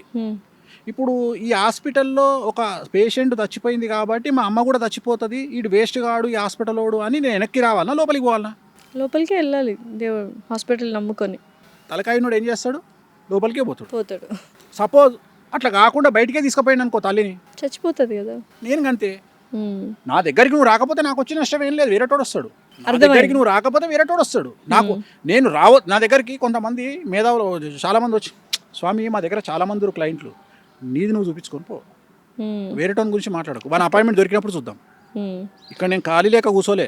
డెఫినెట్లీ. సో ఇంత బిజీగా ఉన్నారు కదా, మరి మిమ్మల్ని అప్రోచ్ చేయాలంటే బాగా, అంటే సామాన్యులకి బాగా కాస్ట్లీ ఏం లేదు. సెలబ్రిటీ తెలుగు స్టేట్స్ లో అతి తక్కువ రెమ్యునరేషన్ తీసుకునేవాడిని నేను ఒక్కనే, జాతకానికి 6,000. నువ్వు నమ్ముతావా? మన దగ్గర 50,000 స్టార్టింగ్, మన దగ్గర 50,000 తెలుగు స్టేట్స్లో, రెండవది 30,000, మూడవది 16,000 ఆస్ట్రాలజర్స్. మీరు మాత్రం 6,000 తీసుకుంటా మనిషికి. Last time 2 years back interview చేసినప్పుడు కూడా ఇదే నంబర్ చెప్పారు. ఇప్పుడు కూడా అదే చెప్తున్నా. ఎంత కాల్స్ కూడా వచ్చాయి, నేను చెప్పించుకోవాలి, నంబర్ వేసి ఉంటాం కదా ఫర్ లాసారెడ్డి ఇంటర్వ్యూస్. ఇప్పుడు కూడా నీకు అదే చెప్తున్నా, నేను 6,000 రూపాయలు తీసుకుంటా, మీరు చెక్ చేసుకోండి. నాది 4th కింది నుండి పైన 50,000 తీసుకునేవాడు ఉన్నాడు, 30,000 తీసుకునేవాడు ఉన్నాడు, 16,000 తీసుకునేవాడు ఉన్నాడు. నేను 6,000 తీసుకుంటున్నా. కానీ నా బిల్డప్ జనాల్లో ఎట్లా ఫీల్ అవుతారంటే, వేణుస్వామి ₹1,00,000 తీసుకుంటాడు అన్నట్టు సీన్ క్రియేట్ అయింది. నేను తీసుకోను, నేను 6,000 తీసుకుంటా.